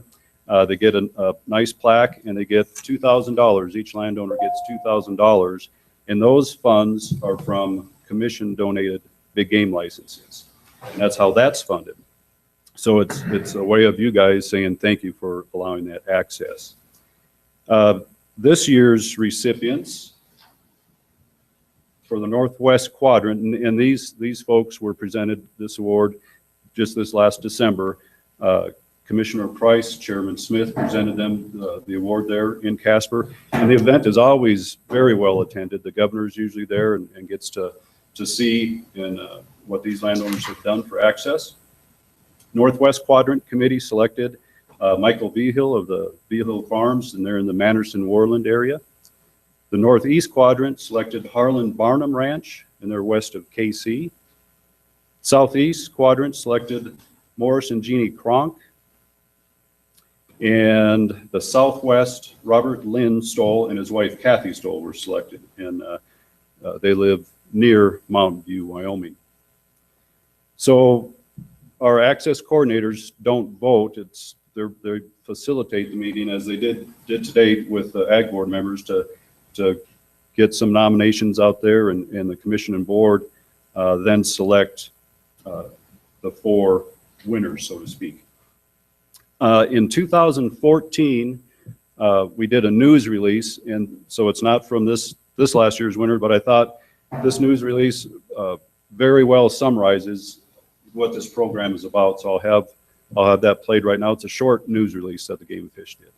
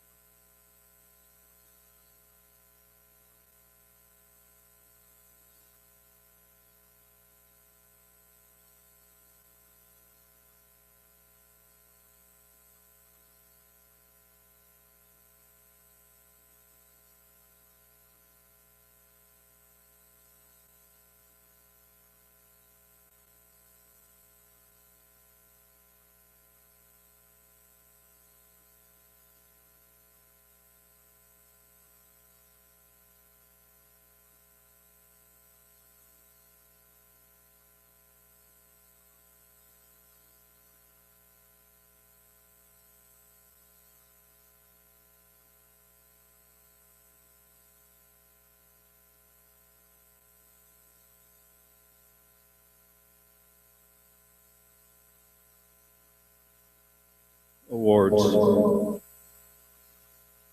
And they are very well received, and I think this commission and board really should give themselves a pat on the back. I mean, it's a really neat program for the landowners. I mentioned that the Wyoming Wildlife Foundation administers the funds.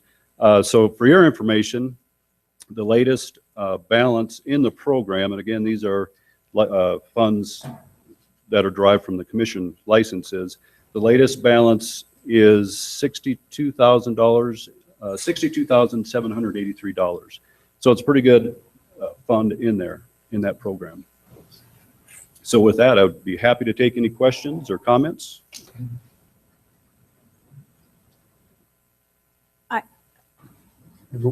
Carrie, go ahead. Bryce, I would just like to make one comment, and I know I mentioned this to you after the stock growers meeting this year, but just for the whole group, I would just like to say that I really appreciate, I think it's just the last 2 years, that you did a slideshow presentation of each of the winners and on their places. I think it just made a lot of difference in the presentation. I know it's a lot of extra work, but I just wanted to thank you for that, Mark.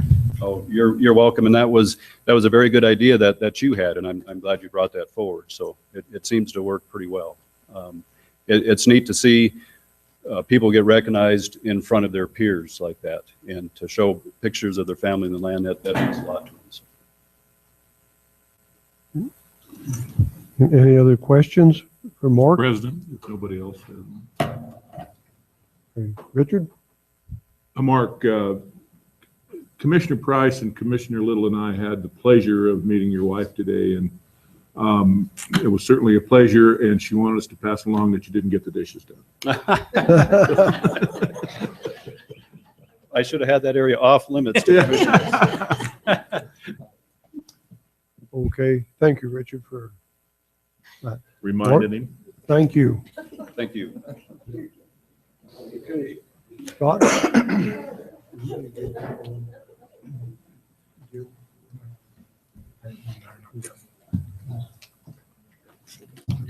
Miss MIA. Go ahead, Scott. Our next agenda item is number 3, 2015 Private Lands Public Wildlife Program Landowner Survey Results. Dan Smith from the department, our Cody Region Access Coordinator, will provide a summary of a very positive survey regarding our PLPW program. So with that, Dan.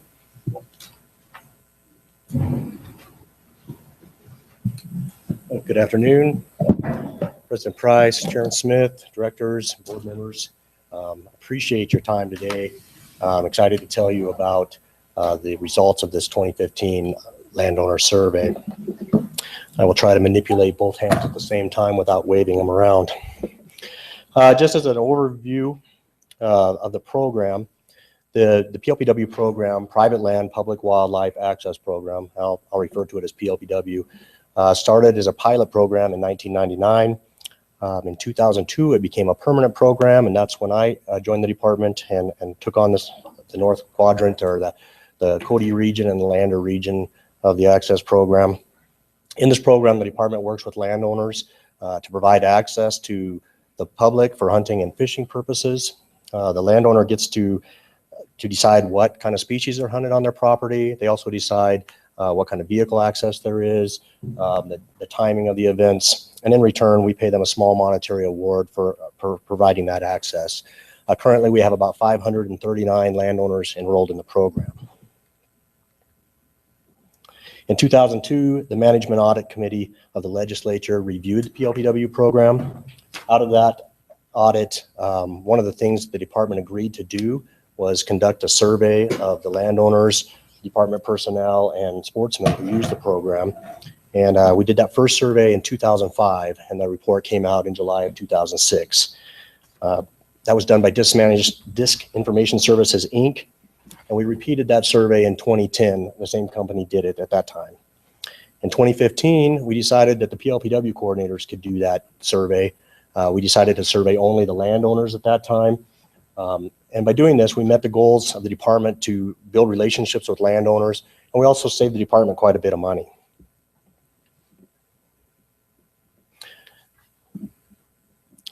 We wanted to take a more hands-on approach. Originally in 2005 and 2010, landowners were mailed out a survey.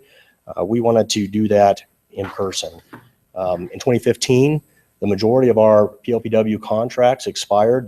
They're typically 5-year contracts, and that just happened to work out that in 2015 that they were expiring and needed to be renewed. In addition, the commission at that time approved a pay increase, so we needed to renew all the contracts that weren't expiring just so that we could pay the landowners the increase in pay. So basically, we were going to meet with 100% of our landowners during 2015, so it was the perfect time to do this survey. So we wanted to, while we were meeting with them, and sometimes we had to meet with them more than once because of our contract process, we wanted to be able to just to hand them a survey in person. So we created a survey online through Google, created these little postcards. Each postcard had a unique survey number and a web address that the landowner could go into the computer, type in the address, it would take them right to the survey, and they could complete the survey. One of the problems that came from this is that you had to type that address in exactly as it is. And we did try to shorten it. We went through tinyURL to make an address that would seem related to the PLPW landowner survey, but you still had dashes and dots and colons. And what we found is that it was a struggle to get it in exactly right. And if you didn't have it exactly right, it didn't take you to the survey. So by the end of August, what we had was about 118 returns. We weren't very satisfied with that. And so we decided to do a different push, try some different methods, and see if we could get a higher number of returns. We have a lot of landowners in our program that we really wanted the feedback from. They're good landowners. If they weren't wanting to provide access, we certainly don't pay them enough money that they would drop everything they're doing and sign up for our program. So these are really landowners that want to provide access. So we want to give them the best program that we can. So one of the ways we try to reach out is through email. During our contract signing, we collected email addresses. We were able to embed the survey address right into the email. That would allow them just to click on it and fill it out that way. No address to enter, so it made it a lot easier. For those that didn't want to do it on the computer, we mailed out hard copies with an envelope to return it to us, and they could fill it out, mail it back at their convenience. And again, we just met with people one-on-one, trying to get surveys filled out. Now, that created some kind of awkward times. I sat down with one landowner and had him fill out the survey with me there. It's hard to get a really honest feedback from a landowner or from anybody when you're sitting there staring at them. And they would say, well, we don't know about this. We'll make it higher because you're here. No. Write down what you really think. We don't want to put you on the spot. So that kind of got awkward. So that wasn't our favorite way to do it. But by doing all these extra pushes, by the end of November, we then had 218 returns. So we almost doubled what we had in August. So I'd like to cover a little bit of the summary of what the returns we got. When you look at it by program, the hunting walking area, fishing walking area, and the hunter management area, we got a pretty good distribution over all of those things. You can see that the hunting walking area had the highest return, and that's because we have the most walking areas. Fishing walking areas had a low return, but really we only have a low number of just fishing access areas in the state. So it really kind of mapped out like it should. When you look at surveys by coordinator, this shows the total of the landowners there, which I mentioned was 539. We were able to get surveys in the hands of 82% of those. There was various reasons why we couldn't get 100% or why we didn't. It wasn't to bias the survey at all, but for example, in my region, I had 6 brand new landowners that had no experience with the program in the past. And so they really weren't interested in doing a survey about the program because they hadn't been in the program yet. So overall, we got 82% surveys. We got a 49% return of those that were surveyed. And of the 539, that would be a 40% return.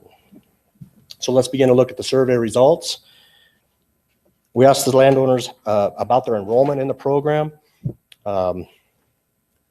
The average number of years that they participated in the hunting walk-in area or the hunter management area was 8.8 years. In the fishing program, it was 10.2 years. Now, these numbers may not be exactly right because a lot of the landowners indicated right on the survey that they were guessing. So they weren't sure exactly how long they'd been in, but this does show that they are pretty long-term once they do get into the program. 80% of the landowners said that they have a 5-year agreement. And all of these are what the landowners actually said. We did not go back and verify through our own records what they had. My inclination is that 80% is a little bit low. because on the printed surveys that I got back, I saw a lot of responses that said they had a 2-year, 3-year, or 4-year contract, and we very rarely write those. They typically are either annual contracts or 5-year contracts. So that number may be a little bit low, but it does show that the majority of them do have a 5-year contract. 64% of the landowners said they signed a multi-year contract because of the ease of process, and 49% said of the payment incentive. And they could pick more than one. We gave them 3 choices: payment incentive, ease of process, or we gave them the option of just filling in whatever they wanted to. And so they could have more than one. We asked landowners about their desires and expectations in enrolling in the program. And instead of just giving them a blank line to put in whatever they want, we gave them some suggestions. We gave 5 for the hunting areas: management of hunters, management of roads, reduction of wildlife numbers to prevent damage, to provide increased hunting opportunity, or to improve overall hunt quality. And then we also added another box where they could write in whatever they wanted to, and they could check whatever boxes applied. So on the hunting side of it, 74% said for management of hunters, and 65% said for management of roads and vehicle access. On the fishing side of it, we gave 3 suggestions, similar to the first ones: management of anglers, management of roads, or to provide increased fishing opportunity. And again, we gave them a blank to write in whatever they wanted to. And on the fishing side of it, about 79% indicated they wanted increased fishing opportunities for the public. 90% of the hunting landowners and 64% of the fishing landowners agreed that the program had met their expectations. For hunting, there was only 2 respondents that disagreed with that, and the rest either said they didn't agree or disagree, or they didn't answer at all. On the fishing side, 21% neither agreed nor disagreed, and the rest didn't answer. So then we asked the landowners about how they perceived the use of their property by sportsmen. 73% felt the numbers of hunters on their property was about right. And that's really just an arbitrary term as they perceive it, whether it's wildlife numbers or hunter crowding or season lengths. Just how did they feel about the number of hunters that were using their property? And so a good percentage of them felt that it was just right. 19% of them were not sure. 63% felt the number of anglers was about right. And interestingly enough, 25% felt it was too low. 38% of the landowners said the use of their property had increased since enrolling in the program, and 41% said it had stayed about the same. We were happy to see that 79% of landowners were satisfied with the behavior of hunters on their land, and 71% were happy with the behavior of anglers. Unfortunately, that's not 100%, so there were some problems that do occur. This is one of the big ones. I don't know if you can tell from the photo because it's pretty small, but driving into the walk-in areas, the white sign that you see in the foreground says no vehicles beyond this point. And so that's one of the big ones. So 45% of the respondents listed having some kind of problem at some time on their walk-in area. Some of them talked about stuff that happened 15 years ago, and some of them talk about chronic things that continue to happen. We allowed them just to write in whatever they wanted on this. And so I kind of tried to group it by themes. And so as you see here, really the top response was that vehicles on closed roads or off-road or some kind of parking issue. The next one was hunter ethics. And hunter ethics are things, I kind of classified them as things that are not illegal, but just more like bad behavior, such as walking through a landowner's front yard as they're going hunting, or leaving a gut pile in inappropriate places, or we've had some problems with people like bringing dogs to a fishing walk-in area. And so those kind of things went down as hunter ethics. And then rounding out the top, leaving gates open, not receiving landowner coupons, and littering were the top 5 things that they said. So solutions, 33% of the respondents listed some kind of solution. And again, I tried to group those. But as you can see here, the number 1 is they would like to see more presence by the Game and Fish Department, more increased law enforcement.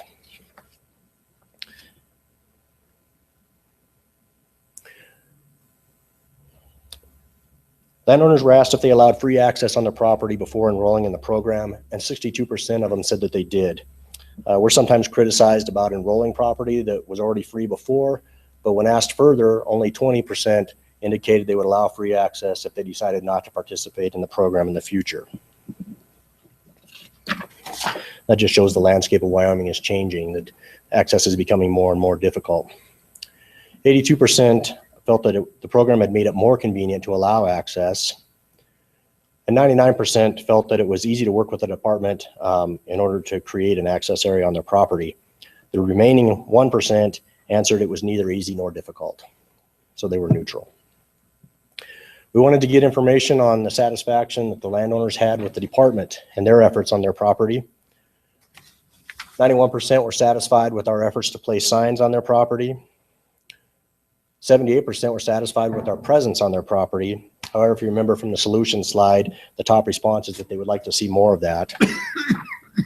72% of the landowners felt that their relationship with the department had improved, and the remainder answered it neither improved nor worsened. Nobody put that overall it had gotten worse.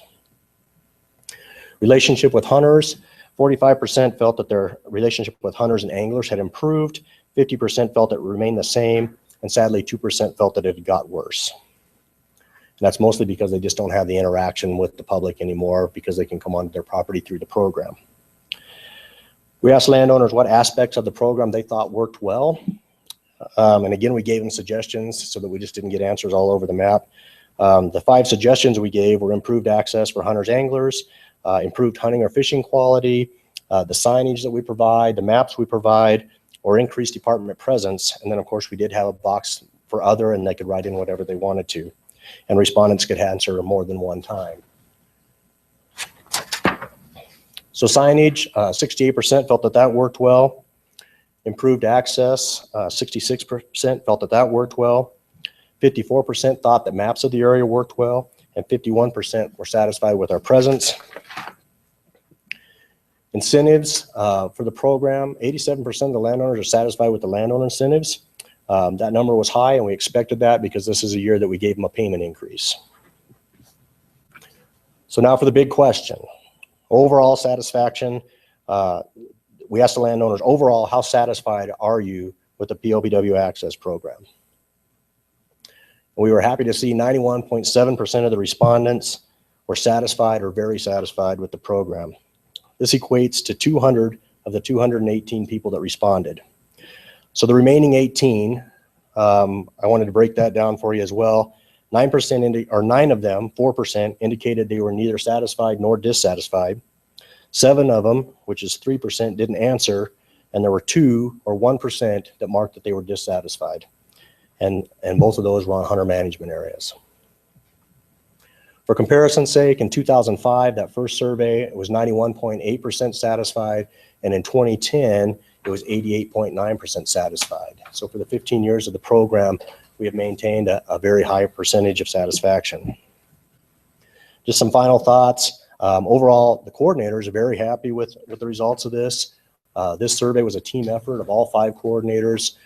Matt Withroder out of Casper, Jason Sherwood out of Laramie, Andy Countryman out of Green River, and Troy Tobiasen out of Sheridan, and myself out of Cody. We all had to work together to make this work. It wasn't just one of us that did it. Although we had a high satisfaction, we still want to continue to improve on things like signage, increased presence on the properties, and educating hunters. I don't know how you educate on ethics, but trying to move toward that example. And then I wanted to let you guys know that in your commission packet, there is an executive summary that kind of highlights all of this information I just gave. And there's also a composite summary that combined all the answers together so you could see the percentage of each answer. And with that, I would be happy to try to attempt to answer any questions you have. Okay. Anybody have any questions that they would like to ask at this point? Mr. Chairman. Yes. How many total Kevin? landowner acres are involved in this? I don't have that number off the top of my head. I think there's over 1 million deeded acres enrolled, providing access to like 1.8 million acres when you include the public land that would not be accessible without the private land enrolled. Thank you. Any user Quentin? What's that? Did you have a question? I do. Okay. Thank you, Mr. Chairman. Have you guys noticed that this helps you with objectives, herd objectives, and are you able to get some participation in some really key areas that kind of get to the heart of It does. I can only speak specifically to my area as that's what I'm most familiar with. I have several hunter management areas that are set up specifically to address elk over objective populations to try to get a harvest on elk. And I also have a lot of walk-in areas set up in agricultural areas where we're getting damage from either antelope or deer, where we can then put some hunters in that area and try to help alleviate some of that damage. Okay, yeah, Mark, President. Have you thought about how you're going to address some of their concerns, like the one that's having more of a presence out there? We would love to have more access coordinators, but what we're trying to do is we have just got a grant to hire some personnel for the next 3 years, some temporary personnel, and we're going to try to time that hiring. They're 6-month positions. We're going to try to time that so that they can help us be on these areas in the fall, as well as help us with signage in the summer.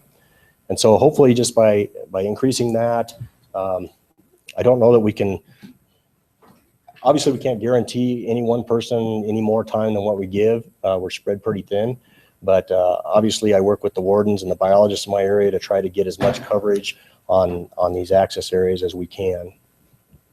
But hopefully with that temporary help, at least increase the presence for the next 3 years. Because I know down in our area, we got Andrew, I was talking to him, he's over in Evanston, he's over there almost to Rollins, so he's about 150 miles. He's trying to, it just can only be one place at one time. Correct. Cover some of this stuff. Yeah, basically my area, I go from the Montana line to Jeffrey City, and then I'm bounded by the Bighorns and the Absaroka Range. So it is a huge area, and each of us have that issue. There's only 5 of us in the state. So again, we work tightly with our wardens and biologists to try to get maximum coverage on all the areas. Thank you. You have any other questions? Mr. President, members of the board and the commission, just to follow up a little bit on Doug's question regarding using these programs to assist in management of wildlife populations. When we first designed particularly the hunter management area program, we did that with the goal of helping landowners to manage elk populations, and we started that in central Wyoming in the Casper area. As that program has moved forward, we've actually branched off, and we now have a program that we call our Hunter Assistance Program. And that is, I guess, if you will, intensely focused to help landowners with large populations of elk. We have done that in central Wyoming, Laramie Peak, just between here and Laramie, and then also up in the Cody area. And with cooperation from landowners, we have demonstrated that we can harvest large numbers of cow elk pretty efficiently, and we actually have folks on the ground that go out and work with landowners and hunters and meld all of those programs together. So we have been very successful in that program. As a matter of fact, I think almost everywhere we've initiated it, we've harvested enough elk that we've discontinued it already. So. I do have, if I could, President Price, I do have that acreage calculation now. Overall, there's just over 2.8 million acres involved, which includes just under 1.8 million private and state acres, 1 million public acres within those boundaries, and then an additional, looks like 194,000 public acres that are not enrolled but are accessible because of the private land.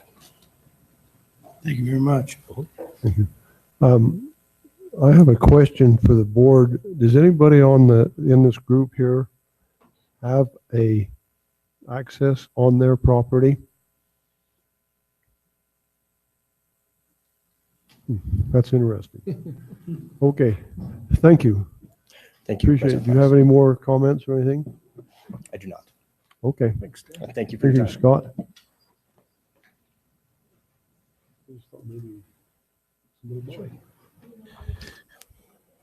Agenda item 4 will be presented by Dr. Mary Wood, our Department Wildlife Federation, our veterinarian, excuse me, and she'll be providing a update and a research project on the respiratory disease in bighorn sheep, the story of Gribbles. Mary? Good afternoon, members of the commission, members of the board, chairman, president, Director Talbot. I'm going to talk to you a little bit today about respiratory disease in bighorn sheep, why we care about it, and then talk a little bit about research we've been doing at our captive wildlife facility in Seville Canyon. So once upon a time, somewhere between 1 and 2 million bighorn sheep roamed the landscape between Canada and Mexico. Had very large, robust population that spanned a great region. In the 1800s, European settlement brought with it intensive overhunting, competition for rangelands, and certainly introduction of disease. And bighorn sheep populations dropped to an all-time low of somewhere in the ballpark of maybe 9,000 sheep. In the 1960s, 1970s, massive recovery efforts went underway to try and recover bighorn populations, and certainly had some success. And populations were brought back up to maybe somewhere in the ballpark of 70,000 sheep. But these populations seem to remain pretty fragmented on the landscape and seem to be unable to fully utilize what appears to be available habitat. Recovery efforts were multi-pronged, so certainly there were a lot of transplants that occurred, as well as intense habitat improvements and restorations to improve habitat for bighorn sheep, and certainly more conservative population management by wildlife agencies. And while these were successful to a limited degree, we did bring populations back. It seems that we've plateaued. We can't seem to make any additional ground, and there are some areas where populations appear to be declining again. Now, I'm not going to tell you that respiratory disease is the only issue that bighorn sheep face. It certainly isn't. But it is the biggest cause of mortality in bighorn sheep, and it certainly is often cited in the literature as our biggest limitation to recovery of bighorn populations. If you look back into the literature on respiratory disease, you can find research on this in bighorn sheep dating back into the 1920s. So we've been trying to understand this issue for nearly 100 years.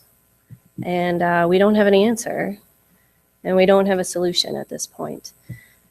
And the reality is that's because it's probably not just one issue, not just one problem. It's a combination of problems involving the host, the bighorn sheep themselves. Why is it that they cannot seem to survive with pneumonia? Why can't they survive these bugs? With the pathogens themselves, it appears that there are maybe multiple pathogens involved. Are some more virulent than others? Some stronger than others? Is there something to do with these bugs that make it so our bighorn sheep cannot recover? And then certainly the environment. Is there something going on the landscape? Are we facing habitat issues? Are there some factors that are preventing some of our bighorn populations from expanding and fully utilizing what appears to be available habitat? When we have disease outbreaks with respiratory disease in bighorn sheep, we don't necessarily always see the same thing in every outbreak, in every herd. Most commonly, we hear of issues where there's an all-age die-off of sheep, where multiple sheep are dying of all ages. And that is then followed by some variable number of years of poor lamb recruitment, where year after year, the lambs are dying from respiratory disease. And this can be anywhere from just a couple years to a couple decades. Certainly, we don't always see an all-age die-off. Sometimes we just see maybe some low level of adult mortality. Maybe we don't notice any adult mortality at all, but we start to notice that we're losing lambs and we have poor lamb recruitment. And again, year after year, these lambs are dying of respiratory disease. Either way, really when we look at it, despite the fact that some of these big adult die-offs can sometimes be pretty devastating for the population, our real problem is the lambs. If we cannot successfully recruit new young animals into a population, we cannot recover that population. So that's where our research has really been focused when we look at our captive research and research facility, is trying to understand why it is that our lambs are so susceptible to respiratory disease, and whether there are any strategies that we can use to try and improve lamb recruitment in herds that are affected with respiratory disease. So I'm going to talk to you about research that we've been doing with a specific group of sheep in Colorado. And I call it the story of Gribbles, because these sheep didn't start out as captive sheep. They started out as a free-ranging herd. And understanding what happened to them as a free-ranging herd and what happened on the landscape is really important in recognizing what it is we've learned from them in captivity. So this group of sheep, they were transplanted into the Gribbles Park area in Colorado, which is why we call them the Gribble sheep. And they were transplanted in 1990. And initially it appeared that they were doing well. They seemed to be increasing in numbers. I'm told that there were a number of really nice trophy rams that were harvested out of that group of sheep. But in the early 2000s, wildlife managers began to notice declines in the population and poor lamb recruitment.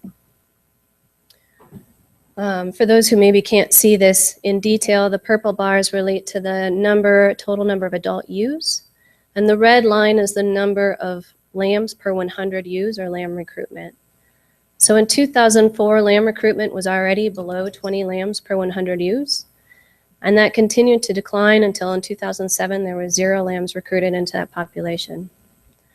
There was a brief glimmer of hope in 2008 and 2009 where a couple of lambs were seen each year. Whether or not those were actually recruited in the population, we don't know. And then certainly in the following years, it was 0 again. Functionally, this herd pretty much had 0 lamb recruitment starting in 2007. Additionally, when you look at this graph, you also see that the number of adult ewes is declining year after year. There's perhaps a big drop from 2004 to 2005, so maybe there was some amount of disease in the adult sheep. And then you certainly still see a steady decline year after year because no young animals were being recruited into this population, and it became an aging population that began declining steadily. Colorado Parks and Wildlife did go in to test these sheep to try and understand what was going on, and they did find quite a number of pathogens in these sheep. They found Mycoplasma ovopneumoniae, and they found 2 different species of Pastorella bacteria, Bibersteinia and Mannheimia. Both of those carried a leukotoxin, which is basically something that the bacteria secretes, which will actually attack or kill white blood cells. And finally, they saw another pathogen in here that wasn't really quite so well understood. They saw sinus tumors. And I apologize for the somewhat graphic photos. These tumors, we really don't fully understand exactly what's going on with them. They're still relatively new and poorly understood. However, they are thought to be infectious. They were first discovered in a few select herds in Colorado, including the Gribbles herd. And it looks like they can be transmitted quite efficiently between sheep. And what happens, and I'll try and point to this on multiple screens so you can see, these can be either on both sides or on one side. So they're not necessarily always on both sides. But in this picture, this is a sinus tumor right in here causing this extreme thickening in the sinus. This side is actually normal sinus, what it should look like. And I can point to it over here too. This is the tumor, and that's normal sinus. What seems to happen with these tumors, they cause these really thickened sinus linings.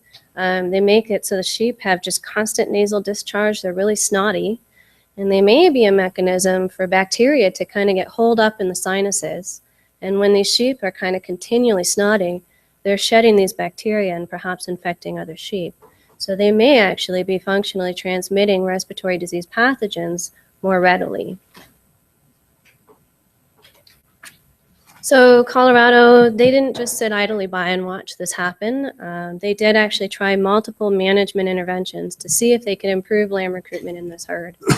So I know that this is a perhaps somewhat busy table, but essentially between 2004 and 2008, they tried providing supplemental winter feed to improve nutrition, and they tried antiparasitics to see if they could reduce lungworms. When that didn't work, from 2008 to about 2010, they basically threw everything but the kitchen sink at these sheep. They tried antibiotics, they tried antiparasitics, they tried vaccines, they gave them supplemental feed, they gave them minerals, they tried actually giving them hyperimmune serum to see whether or not they could somehow improve lamb recruitment in the herd. Unfortunately, they were not successful, and that population continued to decline until in 2013, they made the decision to remove the remaining 13 ewes and transport them to our research facility for further captive research to try and understand what was going on with these sheep. So 2013 was the first study we did with these sheep, just a small pilot study. And this was in collaboration with Washington University, as well as with Colorado Parks and Wildlife. And the goal was to look at a newer antibiotic that was a long-acting antibiotic, Zuprevo, to see whether or not we could treat ewes with this bacteria or with this antibiotic to see if we could prevent them from spreading bacteria to their lambs. Could we clear the ewes? And the reason we chose this antibiotic is it's very long acting. It's supposed to have a duration of action of 28 days, and it is supposed to target concentration in the lungs. The thought being that this would potentially be something that could be used at least on a limited basis in the field. Sheep were separated into two groups. One was a treatment group. Those ewes were given 2 doses as a Prevo, 28 days apart. The other group served as a control. And unfortunately, in 2013, all lambs from both groups did develop respiratory disease, and the antibiotic was not sufficient to clear those ewes of bacterial pathogens or prevent them from transmitting them to their lambs. So in 2014, we felt that perhaps going down the road of antibiotics was not necessarily something that was feasible, certainly not in any way that would be feasible for us to do in free-ranging sheep on the landscape. So we tried to look at some other questions. One, we really wanted to try and understand what pathogens were killing the lambs. Could we see if there was maybe one that was stronger than the others? Could we see a predominant pathogen that was leading to more disease than others? And 2, we really wanted to start looking at potential for a super shedder. So there's a pretty common theory out there with those who are working with a lot of bighorn sheep disease that when a bighorn herd is doing poorly due to respiratory disease, it's not because every sheep in that herd is infected and transmitting disease to their lambs, but rather that there is a group of sheep, maybe small cohort of sheep, that are essentially a super shedder or the typhoid Mary. And those sheep are functionally reinfecting the herd year after year and actually spreading disease. So what we wanted to do in 2014 was we actually separated these ewes, put them into individual pens. They lambed individually, so their lambs were only associated and only had contact with their mother. Unfortunately, in 2014, all of the lambs again developed respiratory disease. And when we looked at the data, and actually looked at the data from both years in our lambs, from both 2013 and 2014, what we really saw was that we had some very young lambs that were dying at 10 to 15 days old. And these lambs didn't have typical respiratory disease symptoms that you would expect to see. They just became suddenly very lethargic and would die very suddenly, very quickly, within a day. These lambs had a very severe pneumonia as well as a severe systemic infection with a Pasteurella bacteria. But we did still find mycoplasma in their nose. The next group of lambs we saw lived to about 4 to 6 weeks old. And they developed more significant clinical signs of respiratory disease that we would recognize on the landscape: coughing, nasal discharge. These lambs had a very heavily mixed infection. Both Pasteurella bacteria as well as mycoplasma bacteria were causing significant disease in these lambs. And finally, our last group of lambs, which managed to live 8 to 10 weeks and give us a glimmer of hope that maybe we might have some survival. These lambs also had a more classic symptoms of respiratory disease: coughing, some head shaking. And these lambs had a severe mycoplasma-like disease, but we still did find some Pasteurella bacteria there. So the reality is when we looked at these lambs from 2 different years, we saw that all of these pathogens were causing disease in our lambs and causing significant disease in our lambs. We may be seeing something of a continuum of disease, perhaps where Pasteurella has a heavier effect in younger lambs. And maybe those, as they get older, if they can survive Pasteurella, will still be hit by mycoplasma. Regardless of it, it does appear that this is a polymicrobial disease. We're seeing multiple bacteria that are playing a role. We weren't seeing one bacteria that was dominant over another one, so to speak. So you might be wondering whether there's a genetic factor going on with these sheep, or perhaps there's something about these sheep that just makes them unthrifty, and that any lamb they produce will be sickly. And we actually wondered this too. In the fall of 2014, we very unexpectedly had a lamb appear, which took us by surprise. And we had just spent 2 years watching lambs get respiratory disease, and we really didn't want to watch it again. We felt like we knew what would happen to this lamb if we left her with the ewes. So we did choose to pull her off of the ewes. We hand reared her. As you can see, she was a pretty cute lamb. And now she's 1.5 years old, and she's doing quite well. So certainly these lambs can survive when they aren't exposed to their ewes and those pathogens. Over the course of the 2+ years that we worked with these sheep and the 2 small pilot studies that we did, we continued to see attrition of these sheep. These were an aging population. All of the sheep were over 10 years old. They were chronically ill, chronically infected, and we saw these sheep dwindle from 13 down to 6 for breeding. I had to be euthanized a year later because they developed such severe respiratory disease and a sinus tumor. Every single ewe that died out of this group of sheep had a severe sinus tumor. And overall, we tried antibiotics, vaccines, antiparasitic separation, and we were unable to clear these sheep. We could not clean them up, and they really did reach a point of no return. So with that, I know these are just 2 very small pilot studies that we did, but we did learn some important lessons from these sheep. And I think the biggest thing that we've really learned is it does appear that in certain situations, there is a point of no return. That you can get a group of bighorn sheep out there on the landscape that is so chronically infected, gets down to such a small number of sheep that you cannot recover them. And if you try and augment them and put other healthy sheep in with them, those sheep are probably just going to get sick. And I do think that our data from the research we've done has shown that Colorado made the right decision to remove this herd of sheep and take it off the landscape. And I know that Colorado has done this now with 2 different herds that I'm aware of, where they've removed the herd and a year or 2 later put clean sheep back into that area. I know Montana is also doing this as well. And certainly the thought behind it is, like with gribbles, you could take 10 years and watch this population decline where there's no hunting opportunity available because it's doing so poorly. Or you can remove that population of sheep, put new sheep in that are clean, and in 2 to 3 years, if you've got an expanding population, you may be issuing licenses. I'm not going to tell you that this is always the solution for every herd that has respiratory disease or every poor doing herd, but certainly it is a viable management option to consider in certain cases. Beyond that, we certainly did see that we were seeing disease due to all of the pathogens. We weren't seeing just one, but it seems like it's this combination of these bugs together, or potentially the strains of these bugs, that were really leading to that significant disease in our lambs. And finally, also, we've really started to recognize sinus tumors as potentially pretty significant pathogen when it comes to respiratory disease. There's still a lot we don't know about them.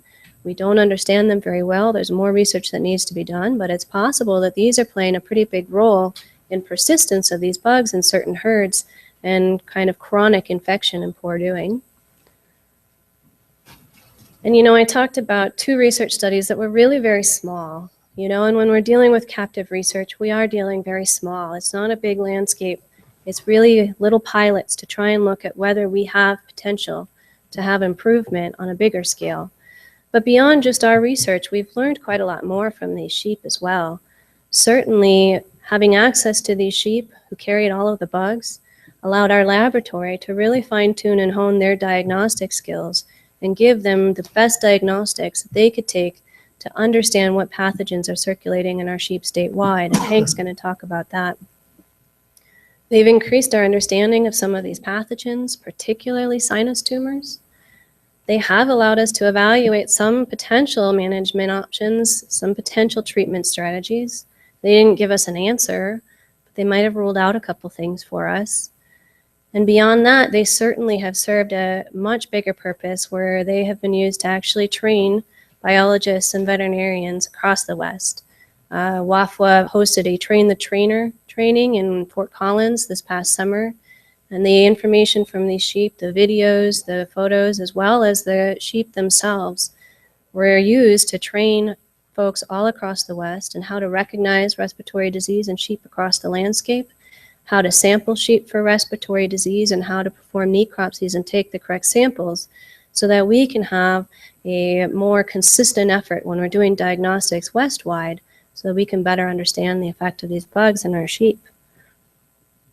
And with that, we certainly thank our research and funding partners, and I'd be happy to take any questions. Okay. Commissioner Little?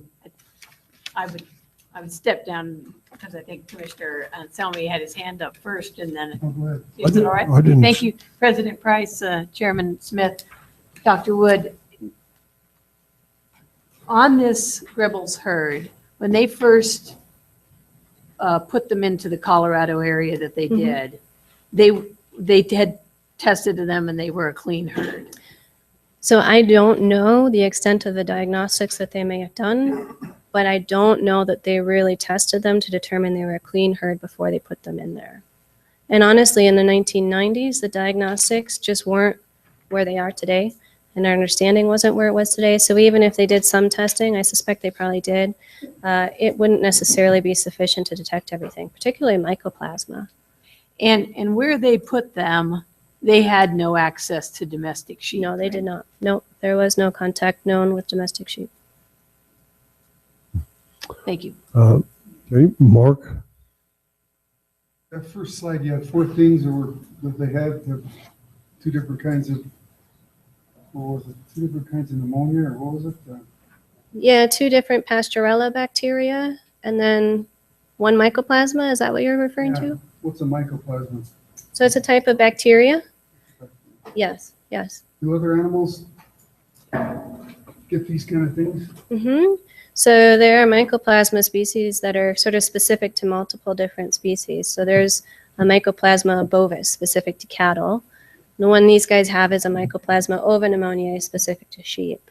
So most species do have some form of mycoplasma, including us. You know, walking pneumonia is typically a mycoplasma pneumonia in humans.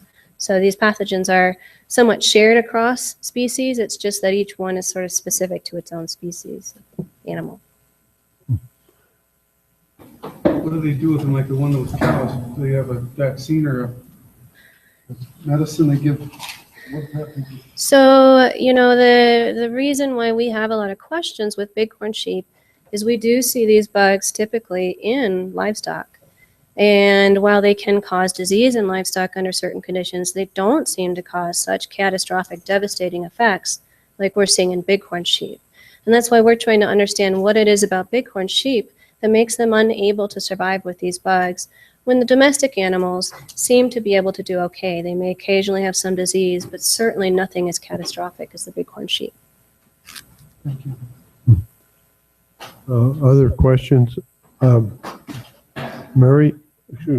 Go ahead. Mary, are there any of these sheep left? Or are they all gone now? No, so the remaining 6 ewes, they had reached the point where they were all so old and chronically sick. We actually euthanized them for that WAFWA training, Okay. and so used them to train folks west-wide. And after Colorado removed them, did they have they done any relocations to that area? They have put sheep back in there, but I don't know how those sheep are doing. I think it's only been a year or two, but they have put sheep back in there. And they did that with another herd, I think, in the lower Pooter, and put sheep back in there too. And do you know how those are doing? Last I heard, and I wouldn't necessarily quote me on it, but I believe it was doing well, and I believe they were issuing licenses. Do you know, Hank? Yeah.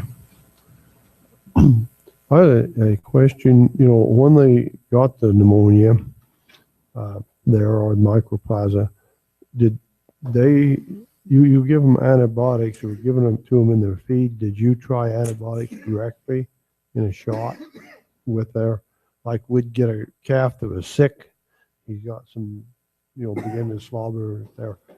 And so we give him a shot. They will generally pull out of it, if you, particularly if you get them early on that. Did the sheep respond to that at all? So we didn't do research specific to treating lambs. However, other folks have certainly done work, even just in captivity with sick lambs, where they've given them antibiotics and fluids and intensive care and still not had success in clearing them.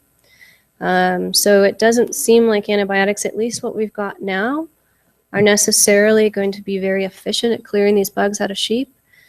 Beyond that, the reality is administering antibiotics to lambs, young lambs, before or right during when they're sick in the field isn't a very viable management option for us. You know, we thought potentially if we could treat ewes before they lamb and maybe dart with antibiotics, but we wouldn't be able to do that with young lambs. So I don't know that it's something we could do on the landscape. Okay. what you're saying is that you really couldn't do it in the wild or in a normal situation. Right. But did you see a response in the captive situation? No. No. Okay, that's kind of a strange situation, isn't it? Yeah. On that. Did you have your hand up, Juana? 2007. It seems that this is a very small, maybe genetically isolated group. I'm wondering in the future, if you had such a group, of the potential of introducing other genes in there and seeing if there's more resilience. I mean, because if they all share the same genetic propensity for the same diseases and they don't have any resistance, it seems to me it would make more sense to introduce some, maybe more viability in the gene pool. Yeah, so, the issue with this, and I would say that this situation with this herd, this isn't the only herd they've seen that with in Colorado. They've seen it in other herds as well. So it's not specific to just this herd of sheep. These were the only ones we were able to research. The problem with trying to introduce new genetics and genetic viability and try and improve herd health via genetics is that if we introduce new sheep, they're going to get sick.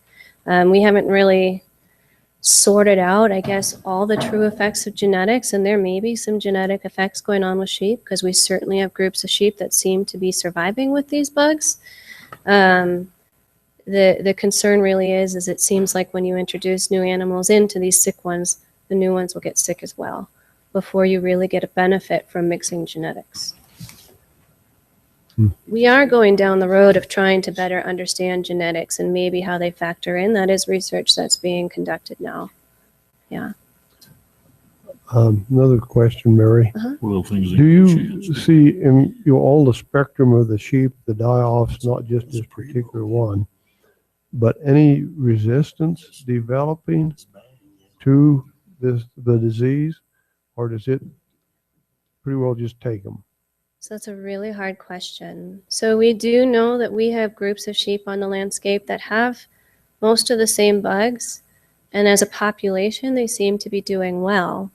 And we don't know if that means that the individual sheep have some level of resistance or whether there are other factors going on within those herds to make them more hardy. Perhaps they're a larger herd that is more separated out, utilizing the landscape, and you don't have too much close contact going on. There are a lot of factors to consider. So we do know there are populations that have the bugs and are doing okay. We don't know why. So this would tie in with Jana's question of maybe there's a genetic weakness somewhere. And that we're working with a genomist, Dr. Holly Ernest, to try and understand genetics in bighorn sheep. And we're hoping to start going down that road and see if we can find genetic factors. But we're just beginning. That's a long road to try and understand. But we're starting that work now. Okay, thank you. Are there other questions from the commissioners or the agricultural people? If there's no questions, we'll say thank you, Mary. I appreciate it. It sounds like a tough road to hoe. Yes, it is. So our next presentation, number 5, will be Hank's hat trick of PowerPoints today, his number 3rd and final one, and it will be on an overview of the respiratory disease surveillance in Wyoming's bighorn sheep. And so with that, Hank? Hank, just a minute. I guess we're just going to keep plowing ahead. If you need to go get a drink or visit the restroom, I think just go ahead and do it, and we'll just keep plowing ahead. Okay? Thank you, Ken. President Price, members of the commission, members of the board, Director Talbot. That's hard to get straight for us speakers, just to let you know. So anyway, I'm going to talk about respiratory disease surveillance in Wyoming's bighorn sheep. But before I get too carried away, I think it's really important that we recognize that these big surveillance projects, whether it be brucellosis, be chronic wasting disease, or bighorn sheep, takes a lot of expertise. It takes a lot of people, and it takes a lot of dedication. And I'm just the bozo who drew the short straw and got to stand up here in front of you and talk. But there's a lot of people behind me that are really pulling this and making this work. 2 of the people that I work very closely with in my laboratory, Jessica Jennings Gaines and Hallie Killian, as well as Dr. Mary Wood, really have made all these projects such a success.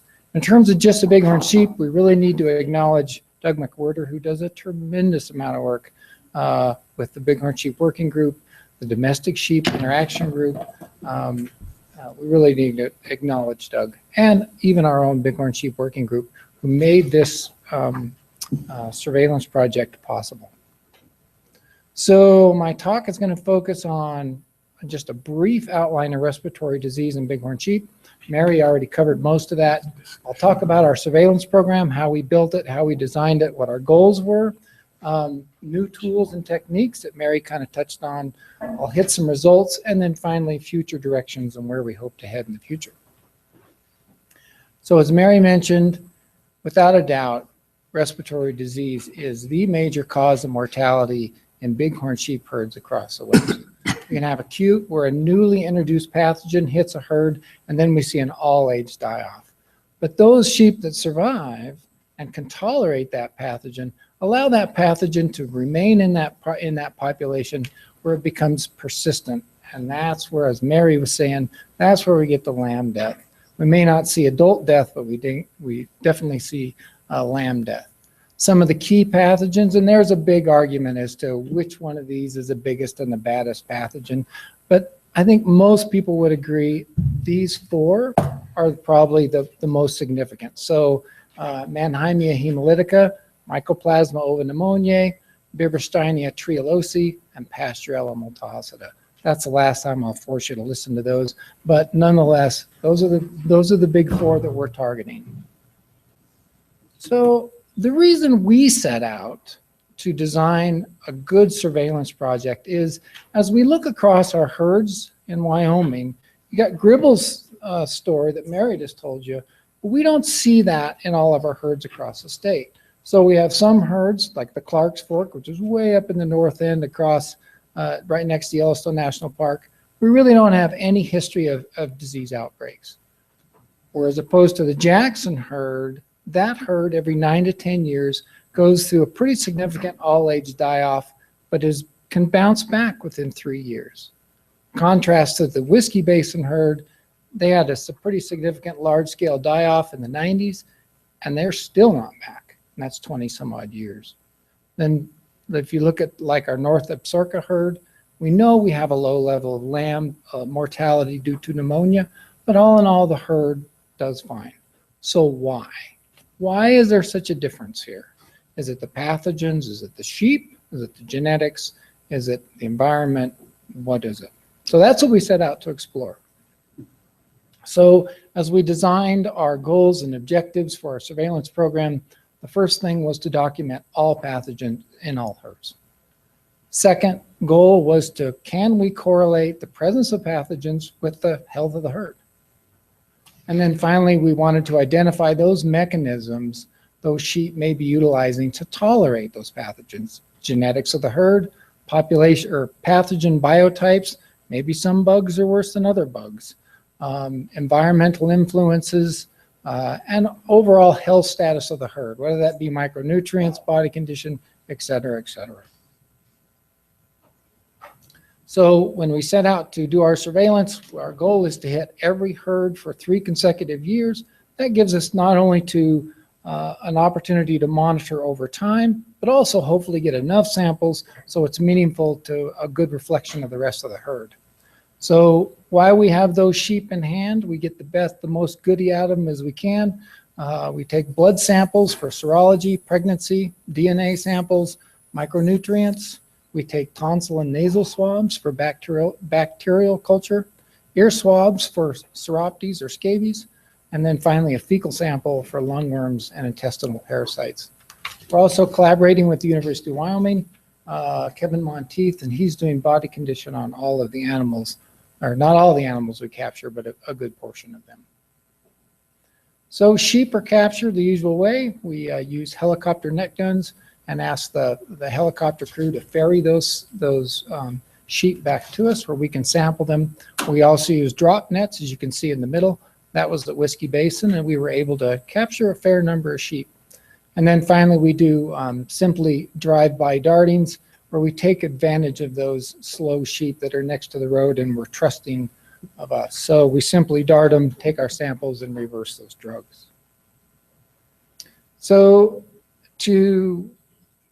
as we're designing our project, remember that we're looking at herds across the entire state and over a long time period. It's going to take us a long time to do it. So if we're going to be able to compare herd A to herd B to herd C to herd Z, we really need to have some very standardized sample collection and handling techniques so that everything's kind of basically the same, if you will, and we eliminate as many variables as possible. So we developed some standardized sample collection techniques. We really brought the laboratory to the field. Many of these pathogens are surprisingly fragile, particularly Hemolytica. And so in order to maintain and to maximize pathogen survival, we just simply took everything to the laboratory. You can see in that middle picture, I'm inoculating a blood plate, a culture plate, right at the sheep, which has made a heck of a difference. And then finally, as Mary alluded to, there's a lot of new tests out there that have come along in the last 3-4 years that have really revolutionized not only detection but identification of these bugs. And in fact, it's revolutionized it enough that survey work that was done 5 to 7 years ago probably under detected many of these pathogens, and that survey work should really be repeated to see what's really out there. So here's some of the things we did. You can tell we live in Wyoming. One of the first things we did was take an old Coleman cooler and turn that into an incubator. We just used an egg incubator and bolted that to the side of the cooler. That's our heat source, and we just put that in the back of the truck. So we are constantly incubating these cultures. So if we're out in the field for a week, we're always have our cultures in the back seat, and they're incubating as we're taking samples from the next sheep. Also, we set up what we call hotel laboratory. Kind of freaks out the maids, but all in all, it is a great way for us to maintain some of these cultures. And it's really made a big difference in how many pathogens we're able to get back from our sampling efforts.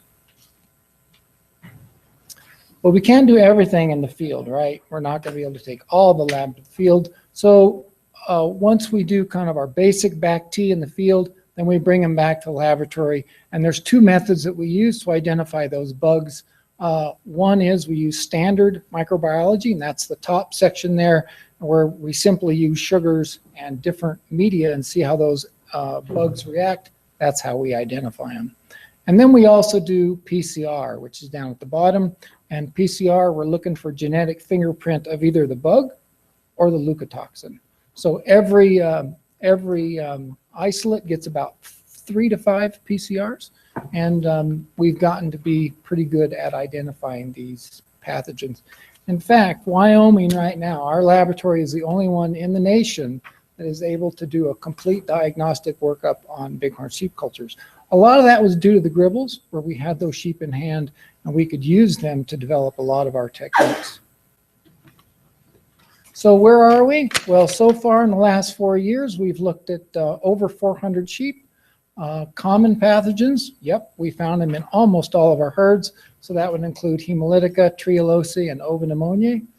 We also find that most herds are exposed to the common respiratory viruses. So here we're just looking for antibodies in the blood, and we find that PI3 and BRSV, two viruses, we find those are exposed to almost all of our herds. And then finally, lungworms are ubiquitous, and Seroptes are scattered. So I know this reminds you of fruit stripe gum, and you shouldn't try and figure it out. It'll drive you crazy. But the take-home message of this map is that not all of our herds have all the pathogens. We have different pathogens in different herds. So if you look up, and I apologize to you here in this front that you can't see too good, but this number 2, 3, 5, 10, and 22, those herds, I could do this, so that would be polite, wouldn't it? So these herds here, you can see that they have all the bugs, as opposed to here, here, and here, even here. They don't have all the bugs. So, and I'm sorry, I kind of skipped around there a little bit. These don't have mycoplasma, no mycoplasma here, no mycoplasma here. So mycoplasma right now is kind of in debate as to how significant it really is. And we have some herds that don't have it, which is really cool. We also have some herds that don't have hemolytica. We also have some herds that are almost all hemolytica. So we hope as we go on that we'll get more information and be able to hopefully tie presence of bugs with herd health. So those areas, oops, wrong way, Corrigan. So these areas here, the hashed areas, those are areas that we have not sampled yet. And I should mention that area 19, there's only 3 sheep. So this doesn't mean much. We have a lot more sampling to do there. Those sheep have been amazingly elusive. We've had a hard time catching them. So to move on for the conclusion slide, thus far, no single pathogen or combination can be linked to herd health as of yet. We really have a lot more work to do.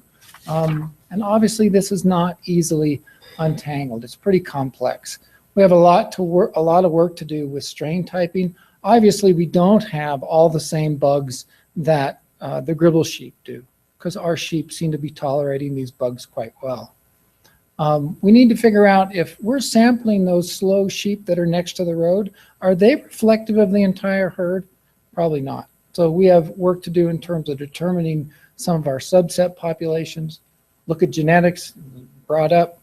That's something we're exploring, as well as environmental habitat influences. Finally, this is a work in progress, and it's constantly evolving. We're constantly changing, and our whole system sometimes, or as new diagnostics come on board, we sometimes change our whole system. The future in 2016, this year we have hopes of capturing 135 sheep from many of the areas you see up there. Some of those are new. We'll do the standard surveillance to include body condition, genetics, looking further at subpopulations. We'll continue our goal of sampling all herds. This is the last year we're going to try and tackle 135 sheep. It gets to be a lot of work, and particularly in addition to CWD and brucellosis. So we're going to start to cut back a little bit and try and hit some of those more isolated herds we haven't looked at. In the end, we currently have agreements with Montana and Colorado to sit down and try and make some broad conclusions across our tri-state regions about how these bugs are interacting with some of our populations and how we can link those bugs to herd health. Not just bugs, but also other factors as well that I covered. Finally, I need to give a big thanks to the Wyoming Governor's Big Game License Coalition. They're the ones that are funded our surveillance, and surveillance isn't cheap. Helicopter crews are quite expensive, and they've contributed a tremendous amount of money. Also, big thanks to the Wyoming Wild Sheep Foundation, who really provided the initial ground roots funding for our surveillance, and they continue to be a very strong funding partner. That is all I have. Anybody have any questions? Anybody have questions for Hank? Yes, Ryan? I was wondering about the Canadian herds. Apparently there's a big population up there. They have the same kind of problems, or do you know? It depends on how far north you go. There are certainly some Canadian herds that are very, very clean. Do you know which herds those are, Mary? Those escape me right now. But there are some Canadian herds that are quite clean, and then some herds that are not so clean. So they're very similar to ourselves. Other questions? Doug? Yes. The nasal tumors that Dr. Wood shows, have you found those in any of our wild sheep? Thank you for bringing that up. I left that out of my presentation. We are currently doing surveillance for nasal tumors as well. And yes, we have found them. We've found them in Cody region. We found them in Du Bois. Anywhere else, Mary? So far. So yes, we're currently looking for that as well. That was enlightening. Any more questions on this subject? I think Doug's going to lead the discussion on the next subject, the last one we have. We have one blue sheet on that subject. Blue sheet, if you want to kick off the. Well, thank you, Mr. President. This last agenda item is the Wyoming Bighorn Domestic Sheep Plan Revision Rules. And this is something that statutorily puts together the Game and Fish Commission, the Board of Agriculture, and the Wyoming Livestock Board. This is a result of legislation that came about last year. This is 11-19-604. That's called the Wyoming Bighorn Domestic Sheep Plan. In essence, what that statute did, or what that bill did, was adopt the Wyoming plan as the way of doing business for bighorn and domestic sheep interactions in the state of Wyoming. So part of that statute under Section B says rules and regulations necessary to administer this article shall be promulgated jointly by the Game and Fish Commission, the Board of Agriculture, and the Livestock Board. And so what it lays out is a process by which you three boards consider offers of amendments to the existing plan, which was formally adopted statutorily. So you guys here at the Game and Fish, how's that document that was approved in 2004? Okay, so that sits on your website, and that's where the document lives. And what the statute required was that we're going to adopt this plan, essentially make it part of state law. But then they had to come up with a process. So if we're ever going to change this plan, how does it happen? The plan was originally developed by a group that was pretty informal in its makeup. It started in 1999, and essentially it became a region-wide problem whereby Governor Geringer at the time and Senator Thomas from our state, they wanted a unique approach to how to manage conflict between bighorn sheep and domestic sheep. So they put together a recommendation that experts in the field, interested parties, come together and talk about this problem to come up with recommendations to minimize conflict between bighorn sheep and domestic sheep. So all that started in 1999. The problem with writing rules and adopting them statutorily is that there was never a charter for this group. It was very informal. So nobody was ever really sure who was a bona fide member of the interaction working group and who wasn't. Essentially, the way it's worked for the past 17 years now since the group was formed is that whoever showed up at the meeting had a say just like anybody else did. And so they weren't taking formal votes. How they ever got a interaction working group set of recommendations and a bighorn domestic sheep plan written under that structure is kind of surprising to me, but they did it. They pulled it off, and it's a good plan. A lot of states in the region have tried to model that interaction between game interests, outfitters, ag interests, and they haven't had as much success as Wyoming did, or at least so. And so it's kind of served as a model. But because there was no charter, we don't really know how to use that interaction working group to amend the plan. That's why they put it in the statute that it'll be the Game and Fish Commission, Board of Agriculture, and the Livestock Board that considers amendments. So with that in mind, we started conversations last summer sometime after the legislature was all out and everything, between just Scott and myself and Dr. Logan over at the Livestock Board saying, okay, we need to be able to present the three boards with some kind of viable option for a process that they can go through to undertake ideas for amending this plan if that ever comes to pass. If we need to amend it, we need to have a process in place. So we batted back and forth some ideas, and we were working with our Attorney General's reps. We have Abigail Bodewines with the Attorney General's office. She represents both the Department of Ag and the Livestock Board interests at the AG's office. And I know that she's collaborated with your representative as well. Anyway, she has helped us tremendously in coming up with a draft set of rules to promulgate. And so I think we have a draft, right, that's gone around so far. And I'll just highlight a couple things. This doesn't need to be overly complicated. We're trying to make this as simple as we possibly could. And so there's some definitions in here that are really kind of easy. Section 1 gives you the authority, and it cites the statute. And the purpose of the rules are pretty clear. And then there's severability, and then we have definitions. And it talks about what the plan is and where it's housed, and it says that you guys here at the Game and Fish Department are going to keep that on your website. And that the rules themselves are going to be attached by reference to this rule for amending the plan. So they're included by reference. So you have the original plan, and then you have this set of rules for amending the plan. Really, when you get down to the bottom of it, the real key piece of the rules are found in Section 7 and amendments to the plan. And what it says is that the Wyoming statewide Bighorn Domestic Sheep Interaction Working Group at any of their meeting may recommend amendments to the plan to be jointly considered by the Commission, the Board of Ag, and the Livestock Board.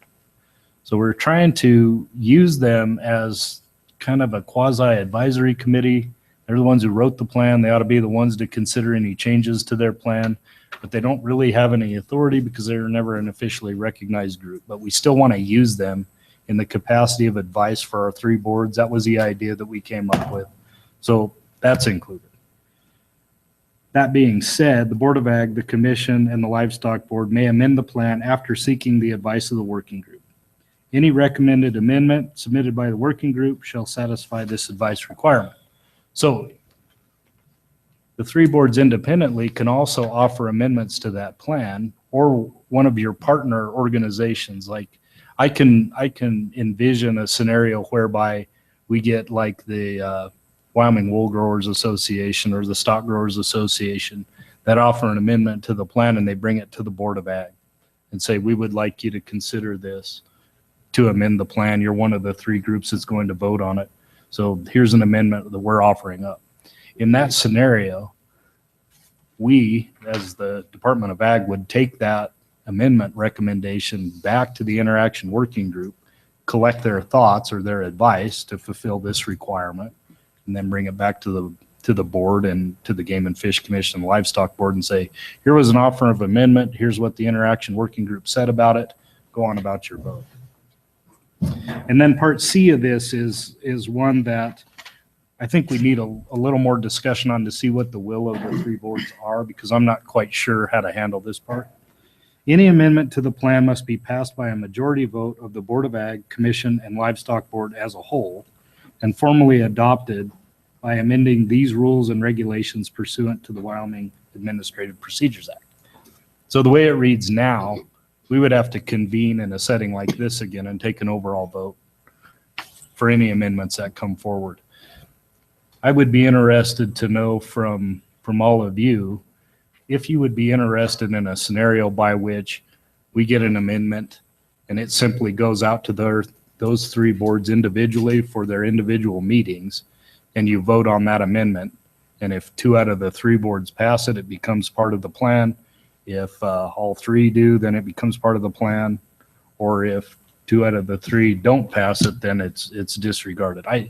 Or it can be in this scenario where we come together and jointly consider these amendments, which, that's kind of difficult to get the groups together. I mean, obviously we won't be able to pull it off today. The Livestock Board, I thought that Dr. Logan and at least one of the board members from Livestock Board was going to be here today, but they're not. That being said, I think we have some connections at the Livestock Board that we can handle this. So anyway, that's what our draft proposal says, in essence, of a mechanism by which to revise the Bighorn Domestic Sheep Plan. I appreciate all the work that particular you have done on this, Doug. I guess I have a question for legal counsel, and clearly the statute provides that for a joint regulation.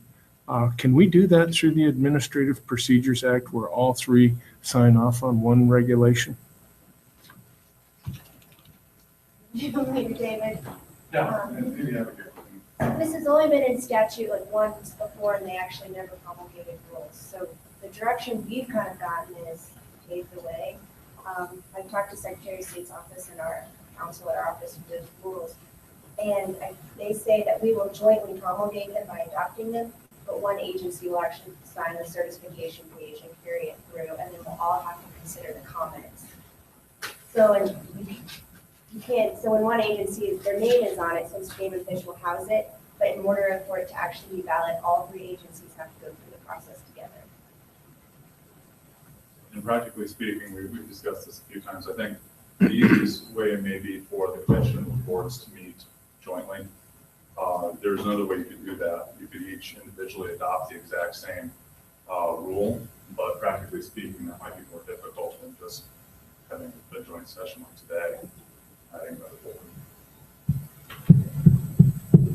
Okay, and I guess just for the commission and the board's information, and David or Abigail, please help me if I mess this up. If, for example, the Wyoming Game and Fish Commission files this regulation and we go through the Administrative Procedures Act, we'd have to determine a time during that process and say, for example, if you all approve moving forward with this draft today, we could file the regulation, and perhaps after we take public comment, the earliest we could act on that may be the July commission meeting. And so we would have to plan accordingly to bring everyone together at that time so that we could vote. And then if it's a commission regulation, I would anticipate that would be signed off by the president of the commission and the chairman of the Board of Ag and the Livestock Board as well. That would be a commission regulation. For the actual certification page you sign, the direction I've gotten is that one agency will sign it. Since it's housed in the commission's rules, it would just be the president of the commission. But it wouldn't be valid unless you've gone through all the procedures together. Very good.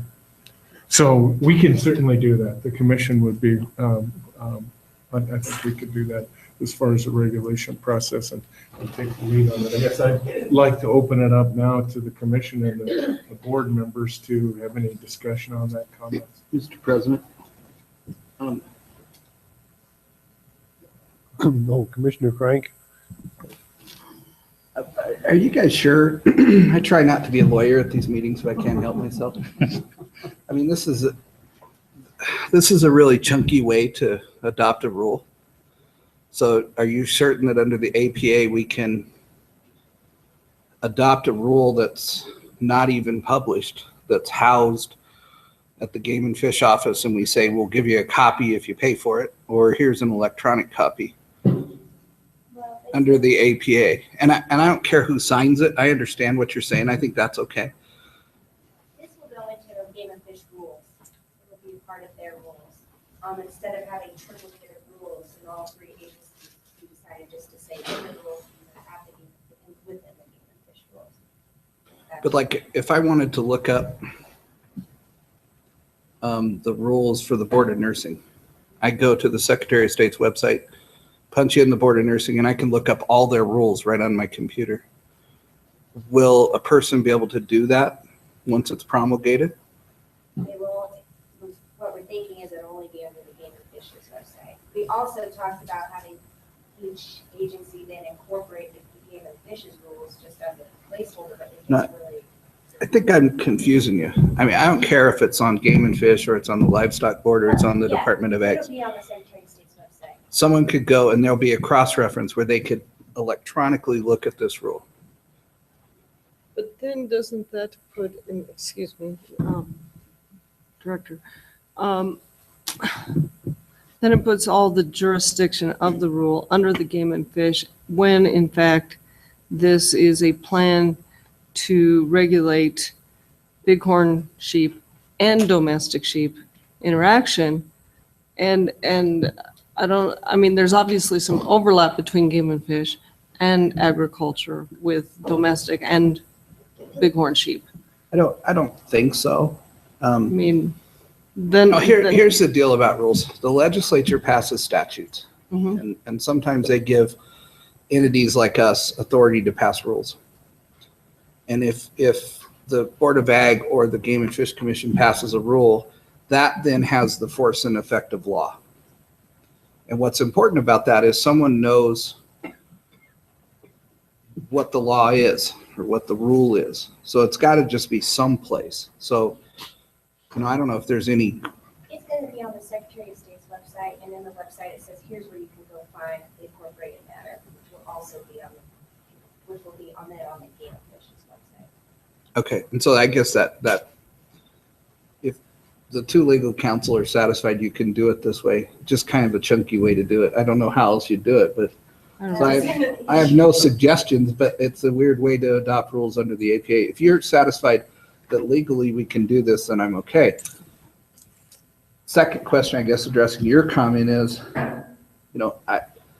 what's going to drive who needs to approve an amendment under subsection 7C is whatever statutory authority we've all been given.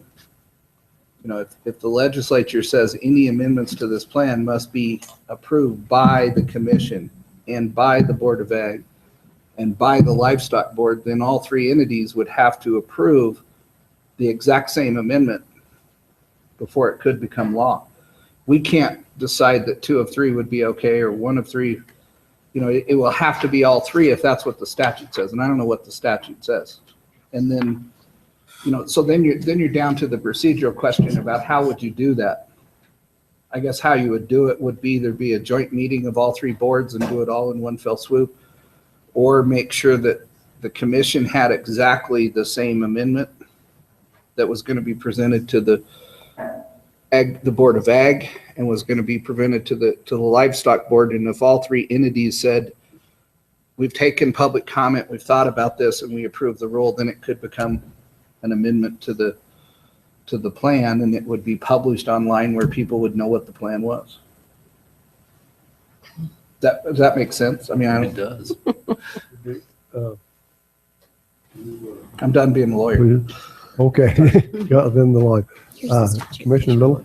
President Price, Chairman Smith, just tagging off of Commissioner Crank's deal, while it would be seemingly cumbersome and very possibly in reality cumbersome to get everybody together, I think there's value in trying to do that rather than having the 3 separate groups doing it separately. And the reason that is because of discussions like we're just having.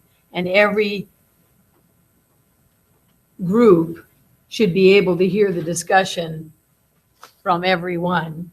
And it would be easier, because what if we decided we wanted change? What if the Board of Ag wanted to make a change and then they made it, and then we didn't know why they made it or understand it? It would take longer trying to get the 3 groups information to each other than it would just dealing with the cumbersome idea of getting as many together on a date.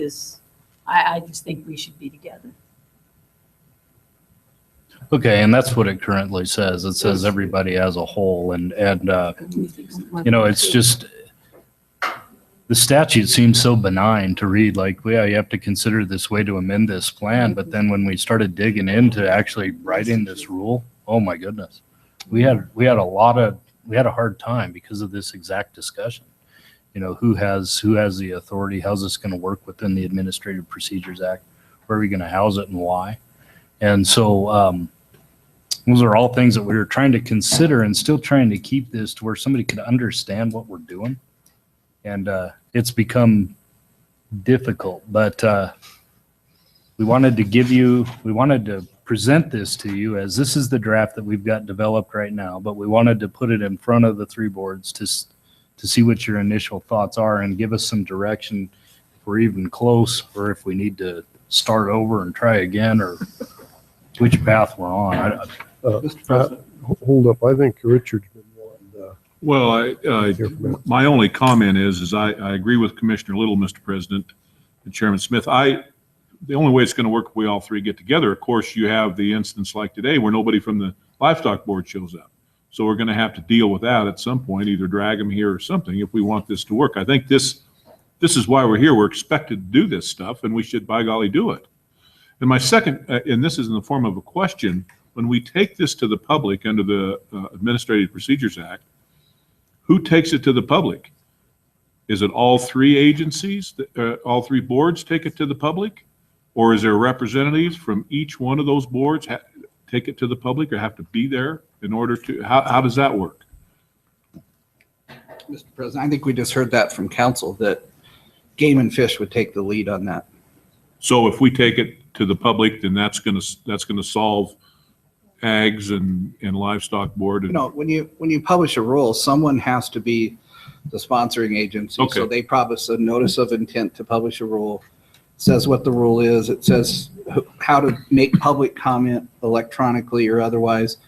And then I think we could just collectively decide that we'll share, you know, if we have to be the lead on it, since it's housed here, we're probably likely the person who should be the lead, and then we'll just share those comments with the Livestock Board and the Board of Ag. Okay, good. And then everyone ends up with the same comments, and we have a joint meeting. Because it'd be terrible if, you know, as you're wont to do, Mr. Cloutta, you'd put a comma in there or something, and then everyone else would have to reconsider the whole thing. They're important. And I just read the statute. It seems like everybody has to approve it. It's got to be unanimous because it says thank you for providing the statute, but rules and regulations necessary to administer this article shall mandatory be promulgated jointly by the Game and Fish Commission, the Board of Agriculture, and the Livestock Board. There you go. Thank you. Did you have something you wanted to say? I just wanted to say when we do send this out, it will include notice as in all three agencies were doing it. So everyone on the Game and Fish notice list will receive it, Board of Ag, as if the agencies are all promulgating it. It will just be one certification page, which is the receiving process of getting it done. Okay. Easy breezy. Doug, do you have any more comment on this? You know, I really don't. I wanted to get some feedback from, this was a very healthy discussion for us. We've been working on this language for quite a while, trying to figure out if we could piecemeal something reasonable together to present to the two boards, knowing that this meeting was going to happen.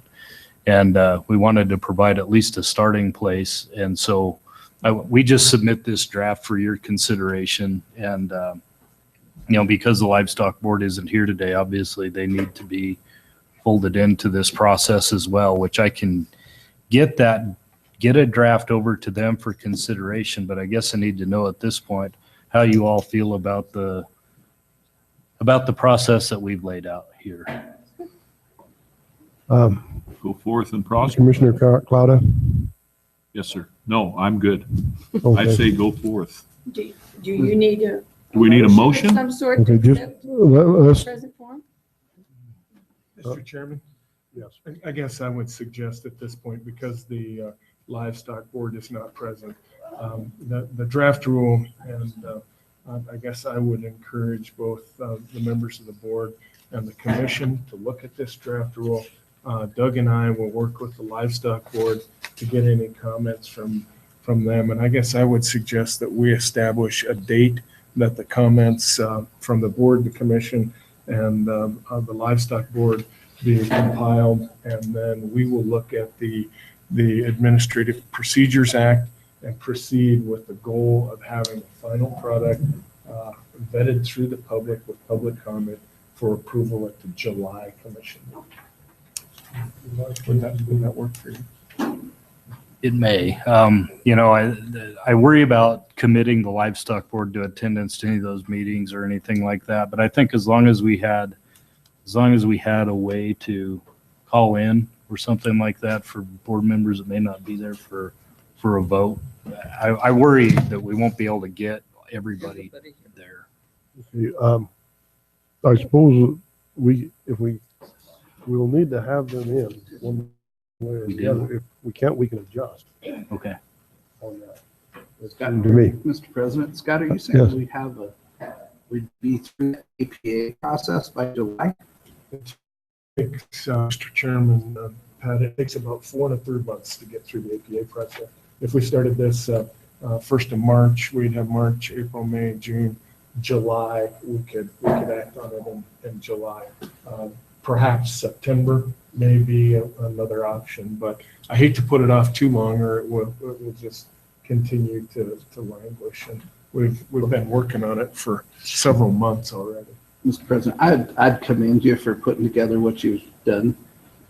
I mean, sometimes the legislature passes stuff like this and it's not very conducive to working with. And so you've done yeoman's work doing this, and I think you go forward and see what the livestock board says and then start the APA process. So, I guess at the end here, you and Doug are going to handle this and work with the livestock board to get moving on. Absolutely. Okay. Any more questions from the commission or the ag board people? I do have here a blue sheet from Scott Butler. Looks like Wild Sheep Foundation. Board. Would you like to come forward and make a comment or make? Yeah, I just got a few comments, Mr. Price. I think now would be the time to do it. Yeah, I'm here representing the board of directors for the Sheep Foundation and the executive director, kind of last minute. So pardon me if I look at a few notes here. Commenting on this draft of this plan and the past 16 years, the Sheep Foundation has been an integral player in developing this plan and has spent hundreds of hours over the years developing consensus among all stakeholders and had conflicting views and values. And the Sheep Foundation would like to ask that they be considered a credible stakeholder in the sheep plan and be included in revisions and rulemaking. So they would like to be advised that they have opportunities and options available to be included. Thank you for the opportunity. That's all I have. Wouldn't this be handled, the Game and Fish would be handling this because they're going to affect the Wild Sheep Foundation that way? Yeah, they're an interested party. They're an interested party, so you would be included in this. Okay. Any other comments? Okay, with that said, I'll open it up for public comment, call to the public. Anybody from the public like to make comments? It doesn't have to be specific to this, but to the commission and the the ag board too, I guess. Well, hearing none, I'd entertain a motion for adjournment. So moved. Been moved and seconded. We'll adjourn. Thank you for your courtesy and respect as we work through this.